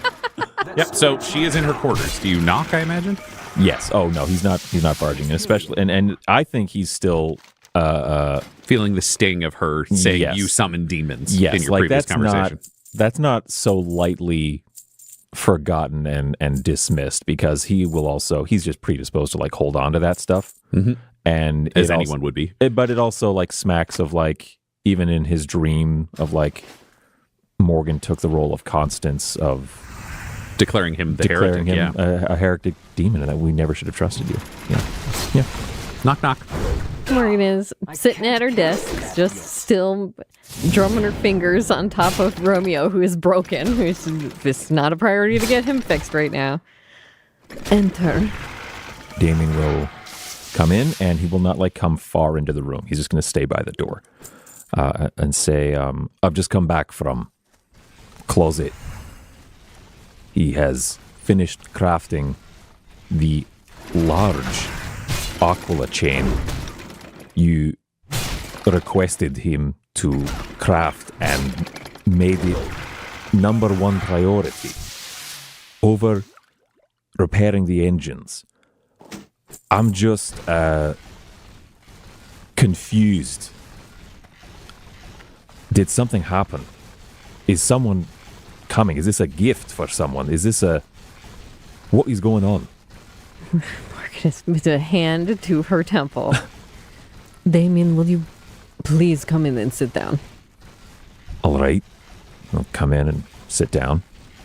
He's not meeting your gaze. Okay. Yeah. I asked Closet to make a necklace out of some of the oromite we got from Ravenshrek. For you, Damien. And that's eye contact. That's come again? Did I just hear you right? Oromite, similar to the necklace that I put on you, that you're still wearing, has anti-psychic properties. I thought perhaps you could use it. If it interferes with your psychic abilities, perhaps Solomon could hold on to it in the meantime. But I thought it might be a comfort to you. Well, you have my thanks, Interrogator. It is a exceedingly kind gesture. Why is it for me? I'm proud of you, Damien. The way that you fought back against demonic influence. I apologize for what I said yesterday. I was very tired, and it was not what I meant, but... You did not speak anything that was not the truth. I did not mean it in the way that it came out. Regardless, I see you struggling against your powers and the things from the war, and I see you succeeding. Both you and Solomon have been tested and passed. And even yesterday, I might not be alive if it were not for both of you, and thank you for your work. Does that answer your questions? I suppose. I might be more confused now than I was when I came in here. Have you... Damien is trying to navigate, wanting to ask, what were you thinking? Of that's a lot of oromite. That's a big necklace. Why is it for me? Kind of, but it's all... He is trying to show deference. And so I think it's a lot of starting and stopping, and he's abandoned eye contact again as he sort of searches the floor for the right way to say thank you, but this is the most confusing gift I've ever received. And will say, I believe Solomon should like to see this, and perhaps carry it for now. This, and he'll go up to touch the Wraithbone necklace. This has been a great comfort. I should return it, though. And he'll take the Wraithbone necklace off and just place it on your desk and say, have you seen the medallion that Closet crafted for you, for me? Morgan will take her necklace off of the desk and put it back on, and she'll say, this one was a gift from the Inquisitor to me, just as the other one will be a gift from me to you. And no, why? Maybe go take a look at it, and if you maybe just go take a look. Maybe I have these, and he'll just give you some pics of Drukhari tattoos and things like that he found. Like, I found those on the bodies as I was cleaning up last night. If that's of any use to you, I can't make heads or tails of it, but it looks to be more of that damned blasphemous Drukhari script. And take a look at what Closet's done. Morgan's looking over the Drukhari symbols, and it's just like, okay, what does this mean now? I will endeavor to do that. Good. Is there anything else, Interrogator? Not right now, but let me know if you need anything. I will, and you as well. You're dismissed. That's still recharging. And he'll like nod and turn around and leave. And Morgan will take a moment to look over the Drukhari stuff if there's anything particular. Yes, these are actually very strange. As you begin looking at these, you are seeing kanji drawn and tattooed by what is clearly an expert hand. It is someone who would have to know Drukhari fluently to be this talented. But a lot of the kanji are reversed. They're inverted. They specifically have changed the accents on the names of cabals and or the Drukhari themselves to be deeply offensive in a way that is clearly an insult to the Drukhari. To the Drukhari. This would be the equivalent of writing something grammatically incorrect and crudely offensive. So like a very smart person writing like fuck your mother in a foreign language and tattooing it on people. So weird. It's just like... So it's just white people getting like Chinese tattoos, kind of? No, this is what I'm saying. This is where it. It's somebody who knows. It's specifically designed to be offensive, where it's like, oh, the cabal of the envenomed heart is called like the cabal of the stinky spleen. Like it's purposefully, and they're different. It's not the same thing across all of them. People clearly have insults to specific cabals that were put on them, so to it's this not Drukhari species in general. This is not insulting the person getting the tattoo. No. Oh, these are designed to be offensive, to be looked upon. So if a Drukhari were to see these, they would realize that the bearer is purposefully and like mocking in like, them. Yeah, in like a highbrow put a lot of intelligence into writing the crudest, most offensive thing possible in a language that would only offend a Drukhari. Got it. Interesting. Cool. And that was on the bodies of the guards. Yes, what had been collected from the crew. Super interesting. So Morgan is like, okay, maybe this lady was not a Drukhari fangirl, but was like using Drukhari things, but obviously thinks potentially lowly of and them. From what you can see of all the genetic makeup, everybody on the crew was human. You're not seeing any Drukhari. There's no Eldari. There's no other Xenos. So strange. Yeah. Very interesting. So at least she'll be like, that's a good Damien find. What is Closet? Now I can go see about that. Do you want to go see? Closet can just send you a pic if you want to ask. Yeah. That's fine. She's going to stay at her desk. She's having her chill time. Closet captures an image and sends it to you of a kind of obscenely large I was going to say chain link and Aquila. Closet, send me a pic of the medallion beside the Coke can. Yeah. Give me some scale here. Yeah. Closet puts it on himself over his hood, so you can see a thick chain and a large Aquila that's a little close to the size of two human fists being put together with a thick chain with it. So just fully like this kind of like nip to nip. Nip to nip. I mean, he's got the tattoo that's already kind of doing that. And then he sends you a message that just says, "This meets your weight requirement." Thanks, Morgan. She will text back, "Is that why it's so big?" Question mark. It is an appropriate size for its weight. Are you happy? I did everything you asked.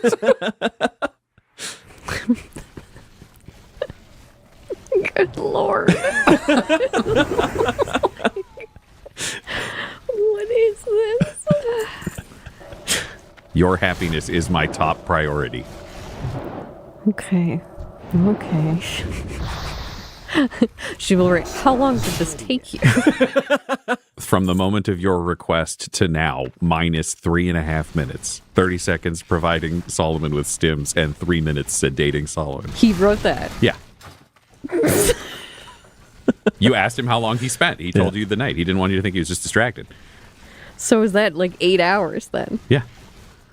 A little more, but yeah. Zero progress has been made on engine repairs. From the amount of you going to sleep, the amount you slept, you showered, you got up, you sat at your computer. Like from the last time you talked to him to now, minus 3.5 minutes, he's been working on making that up. She's just like... Oromite is challenging to work with. It requires specialized tools. I had to construct the tools.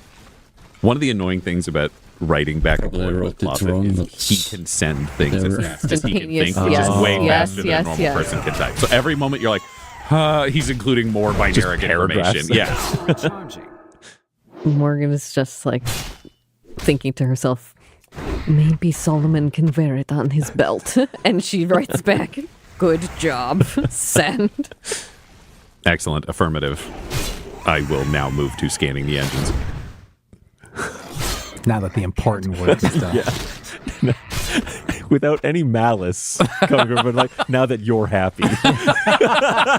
Yeah, fucking guy.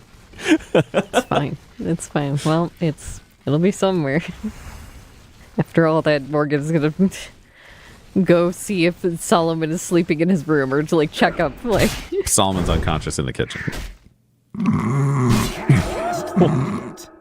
He's got a pillow under him and a blanket on him, but he is sleeping in the kitchen. And a deviated septum. Yeah, Solomon, his CPAP machine is in the room. That's fine. It's fine. We're gonna just let this one ride. Solomon's fine. This is all fine. We'll get the engines fixed to go from there. I have no more notes. I'm done. Thank you. All right, wonderful. You return to your quarters to deal with your reports. Damien is the usual combination of self-flagellating to reading religious books to doing those things. Solomon is sleeping, and you get an estimate done on the engines and the other work. All of you will be conscious when these results come in. Let me roll for these results. Inventory is full. Uh-oh. Oh, no.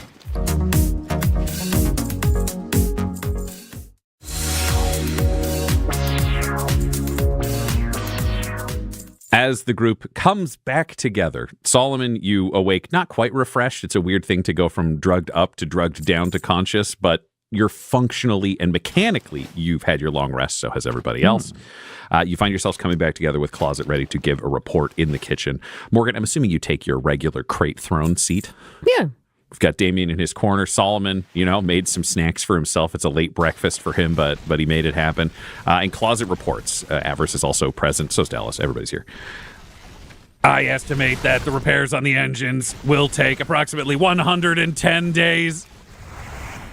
Yeesh. I need to get 110 days. Technically 114.3 days. We're just gonna look over at Avarice. Didn't we, prior to this location, weren't we en route to a mission? Yes. An auction. I know that the auction had been delayed previously.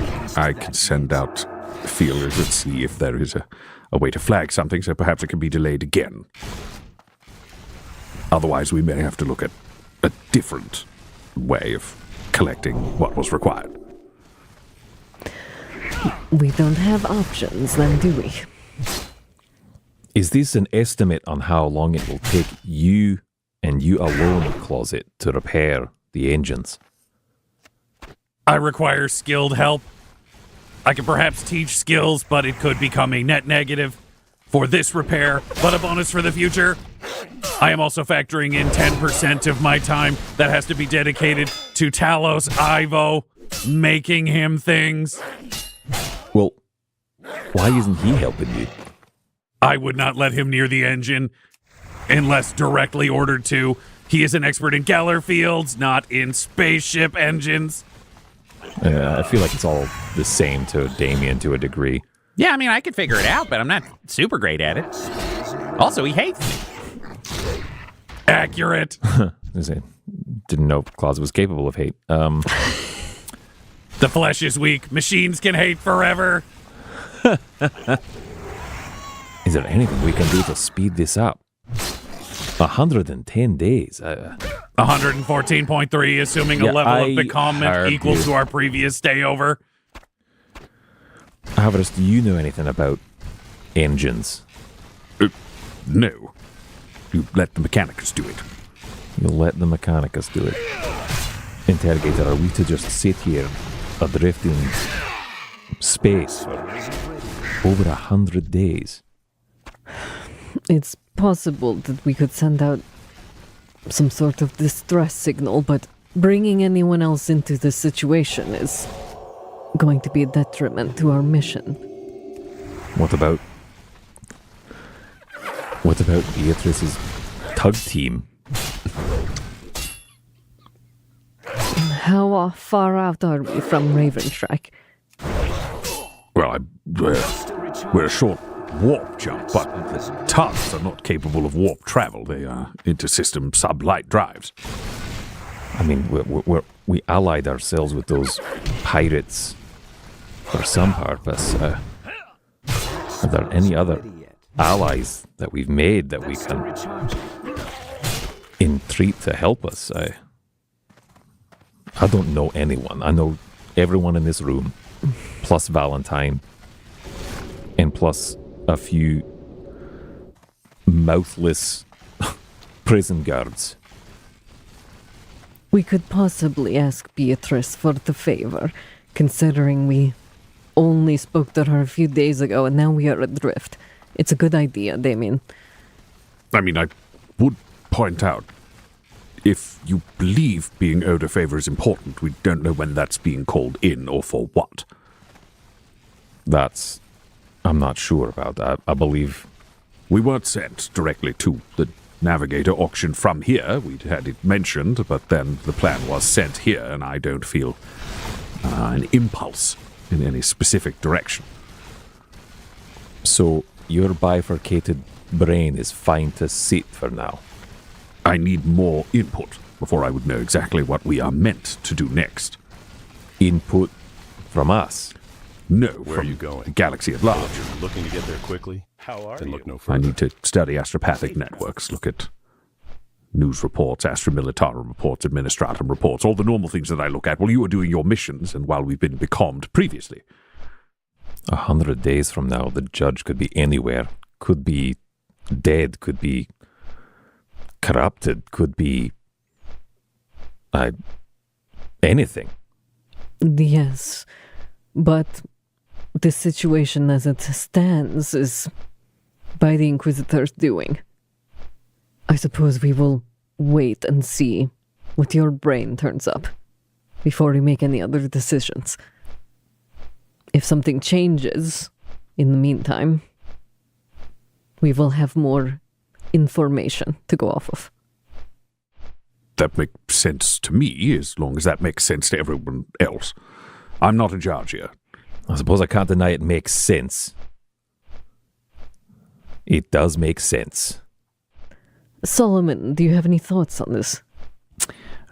Solomon takes off a thick pair of sunglasses that he had and slides them off and looks. His eyes are all bloodshot, and he looks terrible. And he goes, "What? I'm sorry. I kind of nodded off there for a second." Brother Solomon, you are operating inefficiently. Do you need stims? No. Crate for Westfall, eh? Stop. Have you been to Westfall before? No, So thank you. No problem, Closet my friend. I have and plenty all of of griffins you. trained to fly that route. For the future, The Griffin Master in stims are to Westfall be has used Thor. in If you've combat spoken to him situations before, then you only. can take one of my griffins to Not him. to stay That's a up good late. lesson to know. Griffins are always trained Not to for fly one to of the your capital city, sleepover but they'll only parties. take you to a remote Griffin Master. So I and should you've not already give been them out there. until You've combat already is been to looming. Thor, That is so correct, Just speak Closet. with me again when you're ready to take a griffin As to well, Westfall. we should all Once just there, sleep you can deliver normally. Osric's crate to Quartermaster Lewis. What does that mean? Not the closet. I don't think it's good for you to be up so late all the time. This is so fucking funny. It's a conversation that has to happen. It's true. I believe she's worried about you having slept in the kitchen for approximately 8 hours, Solomon. Yes, look, let me be clear. I'm not proud of that. I feel like I made a rash decision vis-a-vis the stims. It won't happen again. Unless it's a combat situation. Good. Good. However, I'm also skeptical about just floating adrift in space for 114 days. There's nothing more we can do. We've exhausted all of our efforts. I'm worried about the judge. We don't know where he's gone. We don't know what they're doing to him. As am I. Obviously, I feel, a little impotent just sitting around. But if that's our fate, but I'm sure I could help. I could try to learn how to assist him with engine repair. Damien, maybe you as well. I feel like we have to truly focus on getting the ship operational again. I'm inclined to agree. All right, we'll all try to help Closet with the engine repair. I also think it is pertinent for us to continue to train, and adding into our usual activities, perhaps we should do more drills getting in and out of armor and getting our weapons ready if we are attacked in the night again. I feel that is a better priority for us rather than sleeping in shifts. It does seem that while we're asleep aboard, the Lucky Strike is consistently when we're at our most vulnerable. Exactly. All right. You have a multi-pronged plan that begins.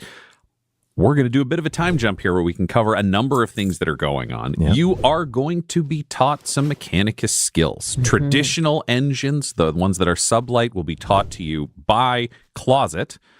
The warp engines, which were also damaged because they are combo systems, that part of it will be taught to you by Talos Ivo because they both specialize in different kinds of technology. It also lets them split some educational time so they can work on systems while you are doing that. Can you each roll me? I'm going to say religion for practical engines because I think you're being taught that by a Mechanicum who is going to teach you all of the rights. Because remember, the Mechanicum, especially in 40K, they are a regressive technological society. At this point, for the majority of the Mechanicum, you have very good specimens, but they actually don't know which parts of what they do is religious ritual versus having an actual effect. So the idea is like they'll oil a cog because they believe that that's sacred, but they'll also burn a censer and sing 300 prayers over it before they put it back, not realizing that it's just the oil that helps it work better. This fucking religion. This shit's so funny. It's all crazy, but we need to see how much you all pick up from him in this time. So can you roll me a religion, each of you? We're going to roll this D20. This feels like a religious D20. I will add a D4 for his teaching. Ooh. I rolled a 19 religion. Very nice. A 9. An 18. Oh, shit. Okay, and I'm going to add 2 from Closet. So we have a dirty 20, a 21, and a Morgan 11. doesn't learn very much. No, this is not Morgan's vibe. What I will say is with 100 days of education here, you are going to have proficiency in basic engines. So you can make a note that could apply to a vehicle in a car. It could be a probably not a grav truck. Well, if it's a traditional engine, a grav truck, but just kind of traditional kinetic engines. If you're looking at anything Xenos, you wouldn't necessarily know. But Closet, because he would have to educate you not just in the repair tasks, but also the purpose behind all of it, it means you start at simple combustion engines and kind of work your way up. So Morgan, you don't have that, but the other two do. Yeah, hell yeah. Then when it comes to warp engines, I need a warpcraft roll from all of you. Talos is a slightly better teacher, so I'm going to roll a D6 for him to add to you guys. Ooh, a 6. Ooh. I rolled a natural 1. I would like to cash in my heroic inspiration if I can. Do it. Thank you. I know this is like an overtime thing, and if the heroic needs to be used like in an instant, I get that. No, it's for a roll. It stands by. Much better than a 1. 12 warpcraft. Okay. So it'll be an 18 plus the 6 from Talos. Okay. Got an 18. Oh, 18 shit. plus 6 for a 24. Very nice. I got a 3, but I'm also thinking I should use my heroic inspiration. You get yours as like a renewable. Yeah. Well, the thing I will make a point, though, is what I will say is if you're cashing it in within this kind of time jump rolls, because there's some other factors that come in, you got to choose where you're cashing it in on. Okay. Because I will say, for example, Solomon, what we will be coming up to is also you training with an incubus glaive and a couple of other things that you're doing over time. Well, I do get a +4, +6. So a third. I'll take a 13. Okay, a 13. So I will say that Morgan and Damien, you both gain a basic proficiency in warp engines. This doesn't mean you're necessarily understanding the like high level science, but the fact that you're being taught by Talos as opposed to anybody else in the Mechanicum means you're actually receiving a functional education in how these things work. The nice thing is it's a very practical application of the science. This is not the traditional kind of like psycher school of weird things and like tasting colors and all the kind of ephemerality that can come from that. This is very regimented. This is how a person in rational real space deals with the warp. He treats it almost as like a hostile entity or an alien being that needs to be worked against. And this is about kind of shunting and shifting and stuff like that. What I will say for you, Morgan, is you realize in addition to this, when you're looking at some of these principles and you look at applying them to Damien, there could be interesting possibilities on how you could affect his power output and safety through a combination of if you introduce more Auramite surrounding him and your necklace with the Wraithbone. You've got enough time if you're looking at 100 days to be able to do some basic experiments, and there might be ways. It would always be a trade-off because it's like if he has less access to the warp, Perils becomes less dangerous, but his powers become less dangerous. Yes. But there are factors there that could be considered over time. Yes. So that means you can help with these majestic tests. So what I'm going to say is for the general repairs, can I get just a D20 roll from our two people who are proficient in basic engines? Boys. So 5 plus my proficiency bonus? Plus your proficiency bonus, plus the religion skill, I guess. Because that was your thing here. So 9. Okay, 9. Dirty 20. Dirty 20. Okay, so we got 29 there, which is great. And then for the warp side of things, can I get a warpcraft roll from Morgan and a warpcraft roll from Damien? And with proficiency? Yep. 16. It just rolled off the 20 to a 2. Oh. 2 plus 2 for warpcraft plus another 2 for my proficiency. So 6. 6. And then yours was what? 16. 16, so 22. Okay, so you got a combined 29 for the practical engines and 22 for the warp. When we look at both of those as interlinked systems, what I'm going to say is your help on this on a day-to-day basis on top of your lessons shaves 22 days off of the total repair time. So it goes from 100 to 78 days. I'll take that. That's take better. that. It's better. And you have those skills that can carry over into the world. If you want to make a note, we'll just use that skill on an ongoing basis. Just make sure you note if you're adding your proficiency bonus if you didn't already have it to that skill, but we'll be able to apply that to repairs of appropriate systems in future. Okay. I have a list of a couple of other things that we know that your average days include and things that, need to be resolved, etc. We'll do some rolls and we'll come to some scenes afterward. Damien, you had pulled the brain and optical units from some of Amberlin's tech priests at that time that you wanted to look into to see if you could find more evidence. You can do that with some downtime with Closet. We can just see what you find, and then you can figure out if it's helpful to you or not. Can you roll me an investigation? I will give you advantage because Closet is helping. Take the 16 investigation. I think is just straight. 16. 16. Okay, you managed to pull some picked records and some other things. It's damaged. These were corrupted due to the damage and the loss of the biological matter, but there are some things there. What you are seeing is picked images from research from building the warp beacons.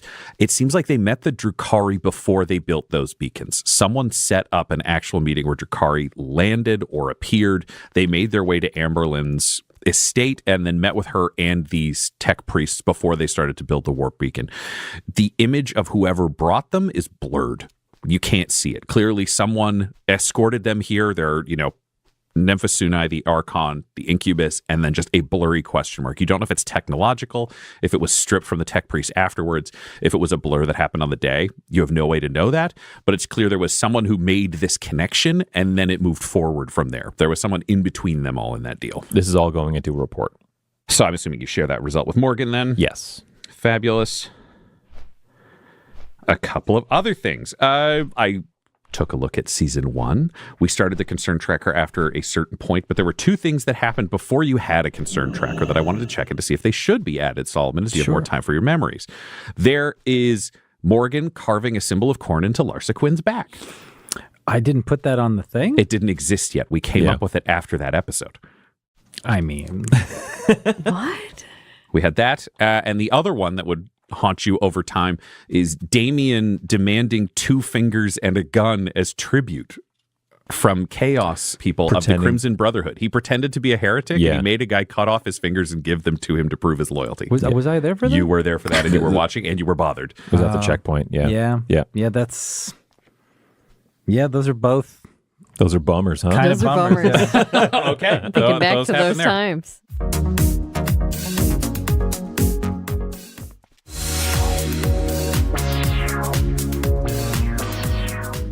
One of the other big questions is, what are you doing with the Oromite? You made this Aquila. You've got 16 pounds of Oromite left. Obviously, you can keep this as a currency, kind of as a brick, or you could turn this into gear because you have 16 pounds. 16 matching necklaces. No, that was only a quarter pound. Oh, God. For a necklace. All right. We could make a lot of necklaces. You put everybody on a crew together. 64 16 necklaces. Much larger, big wrap chains. 3 necklaces that are obscene. Yeah. You could produce armor plates. Basically, you can make a +1 version of any armor that you would traditionally have available. So with the amount of weight that you have involved, it can be built into padded armor. You could theoretically factor it into like a studded armor equivalent. It could also be a chain shirt, or you could make a simple breastplate if you wanted something along those lines. I think that's good to know that that's an option. I think because we still don't know what's going on with the auction house and our rogue trader cover, that for right now, keeping it as a monetary thing that we can trade and use somewhere. You could also trade it if you wanted to turn it into something. It's like having a necklace made of gold versus a bar of gold. It's still a certain weight of gold. Oh, I see what you mean. Yeah. So if there's a way you want to keep it otherwise, like if you wanted to experiment, I know from your earlier role, if you wanted to experiment with like a breastplate on Damien, if you wanted to try a chain shirt on Damien, if there's something along those lines, you have the tools and the ability to make something, or you can just leave it. I just wanted to give you options because it exists. You could also make weapons out of it.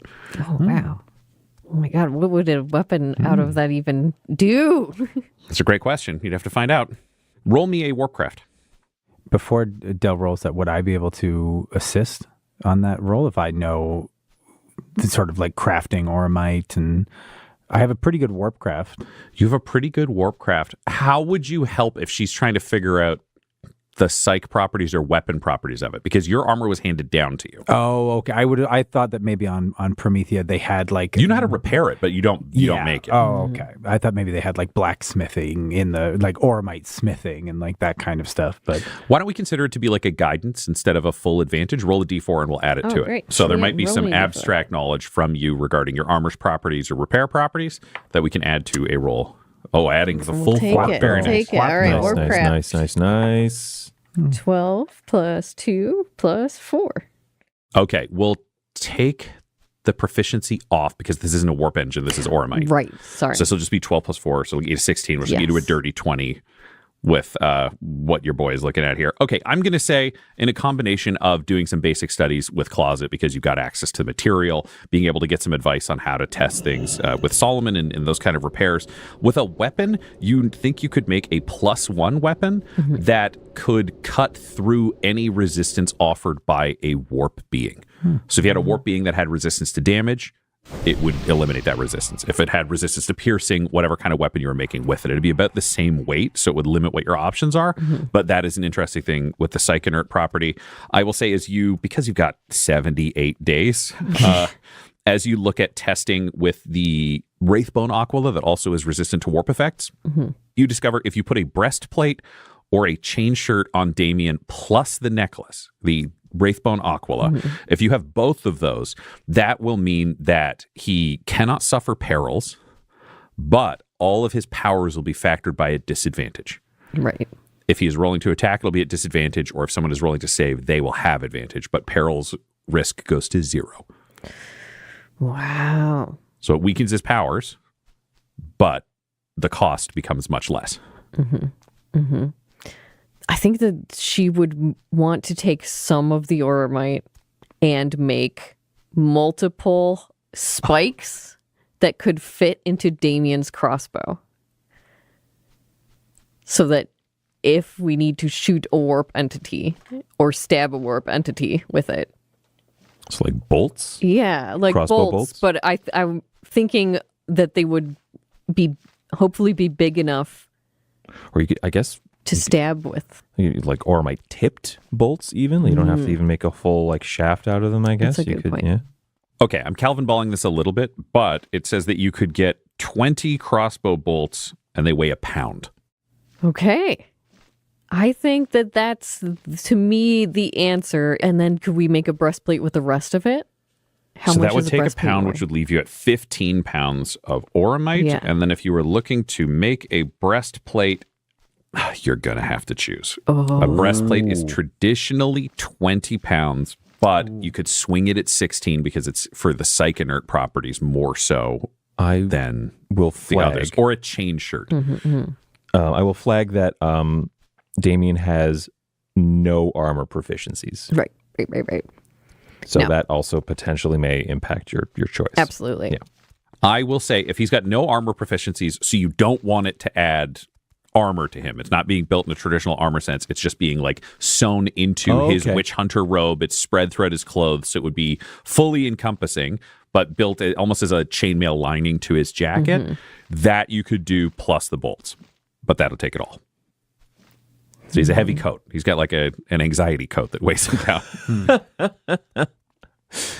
Keeps me calm. If we look at that, we say, Yeah, I think you have enough. Okay, for hide armor is this this now. 12. So we'll say 12 for the coat, 1 for the bolts, which takes us to 13. And you could make 3 daggers that are 1 pound each if you wanted to have backup weapons that you know could deal with anything psychic. It's not bad. Not bad. This is just me debating if we need money or not. Well, again, these would just be, here's a dagger made of oromite. Somebody can reform it into something else. Okay. Anybody who would have the kind of power or financial needs to get their hands on oromite can work with it. They can find somebody who can work with it. It's one of those things that it's if you're trying to buy a $10 million painting, you only buy it if you know how to take good care of it in your home. Nobody is casually doing that. So you would be able to convert these back and forth into cash. You've got the weight. Okay. And this would only depower him if he's also wearing the Wraithbone necklace. Great. Because in Morgan's mind, it's more just like insurance if things go badly that we can do similar to what we did with Kestrel and like shut Damien down rather than making him unable to use his warp powers all the time. Yeah, I think based on your successful rolls and everything else that has been going on, you're not sure it will be as clean as with Kestrel. Kestrel was not raw warp energy pouring through him. Kestrel was an intelligence purposefully using him as a doorway while not tearing apart his body, while not doing other things. Yeah. If you just have him in the coat and put the necklace on him after the door's open, it's not a sure thing whether or not that will shut the door. Yeah. The force required to like lock the knob is different than the force required to slam a door shut if something's rushing through it. Doesn't mean it has to be on him all the time. You can keep that on you. You could build him the coat, and then depending on needs be, if you're traveling in the warp and you don't want to risk it, then you can put it on him. You could take it off. Like, it just becomes a tool that's in your tool belt. Yeah. And I think that's Okay, good. And I then think I have to obviously talk if we that out. need it for money, then he won't have the coat. But I think having the daggers and the bolts to fight things if warp stuff happens is also a boon. So I think it's going to be a dagger for Solomon and then a dagger for the judge when we get the When he judge returns. back. But we can only assume. Right now, 2 daggers for Morgan. Yes. Nice. While you don't have a judge, you can have the 2 daggers. A dagger for Solomon. You've got 20 oromite bolts there, Damien. Okay. And you have an oromite weighted coat. That does not affect your powers unless the necklace is also added. That includes the Wraithbone. Yeah. And now, it's time for us to ask perhaps the most important question of this entire rest. What are you going to do with all that citrus fruit? Oh, that's gone. This episode of Agents of the Inquisition features the voices of Del Borovic, Guy Bradford, Josh Halbert, and Tyler Hewitt, alongside Dungeon Master Ryan LaPlante. This episode was edited and mixed by Laura Hamstra, and Agents of the Inquisition's artwork was created by Del Borovic. Our theme song is The Hordes by Megan McDuffie, and our ad breaks use the tracks No Control and Chiefs by Jazzar, whose music was provided by freemusicarchive.org. For all things Dum-Dums and Dice, including merchandise, you can visit dumdumdice.com or find us on social media at dumdumdice. If you want to support the show or get an ad-free version, go to dumdumdice.com/join. That's dumdumdice.com/join. Again, that's dumdumdice.com/join. Though the team is working under special condition, this podcast isn't. So tell your friends about Agents of the Inquisition and join us next episode. Rabute Gilliman himself, come on.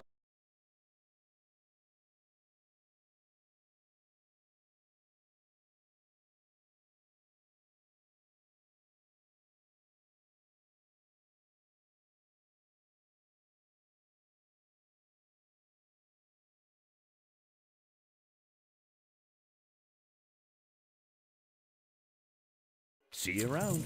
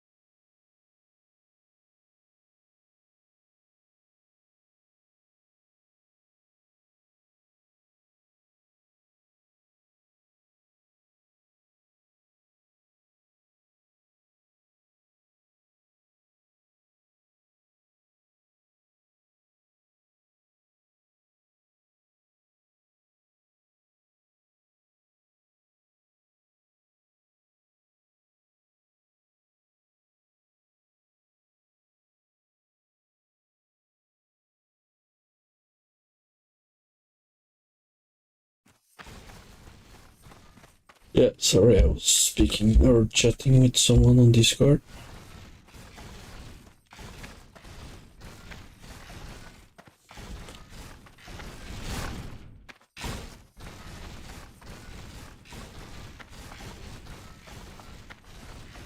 May the light protect you this day. Be careful.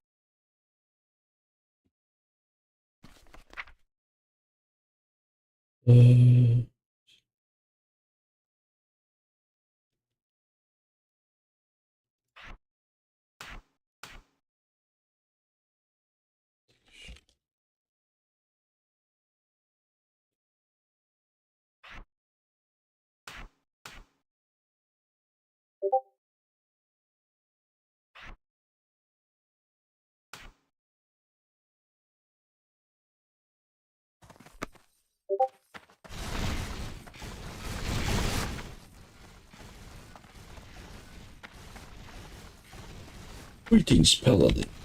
Welcome to the Cathedral of Light.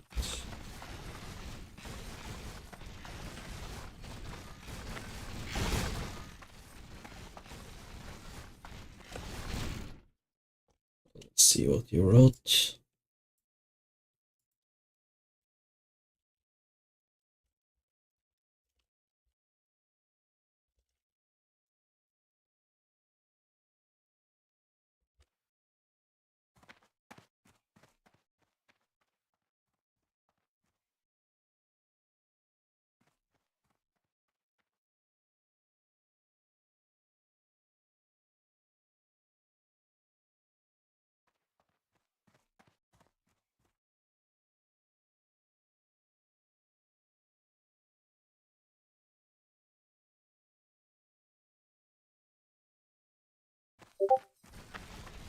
Yeah, let's go to the dwarf area.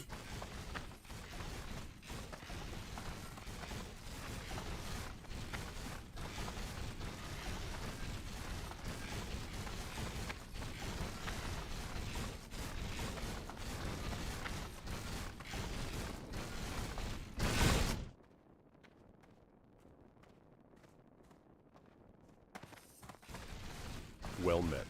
What do you need directions to? Greetings.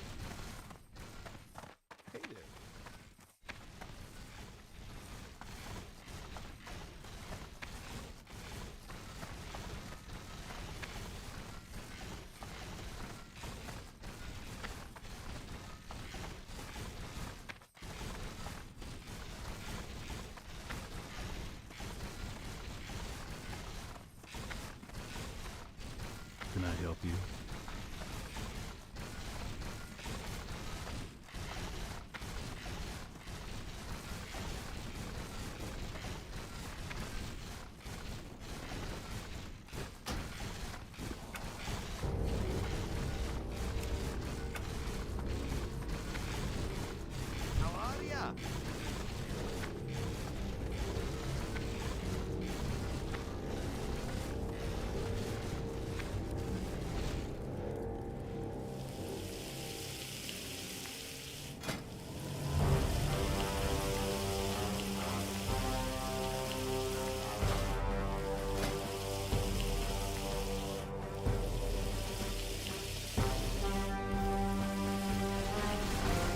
Are ya? Don't let the humans in the bazaar fool you, lad, with the subway those gnomes built. It's easier than you might think to transport goods from Ironforge. If they try to tack on import fees, just tell them you're gonna buy your gear from me.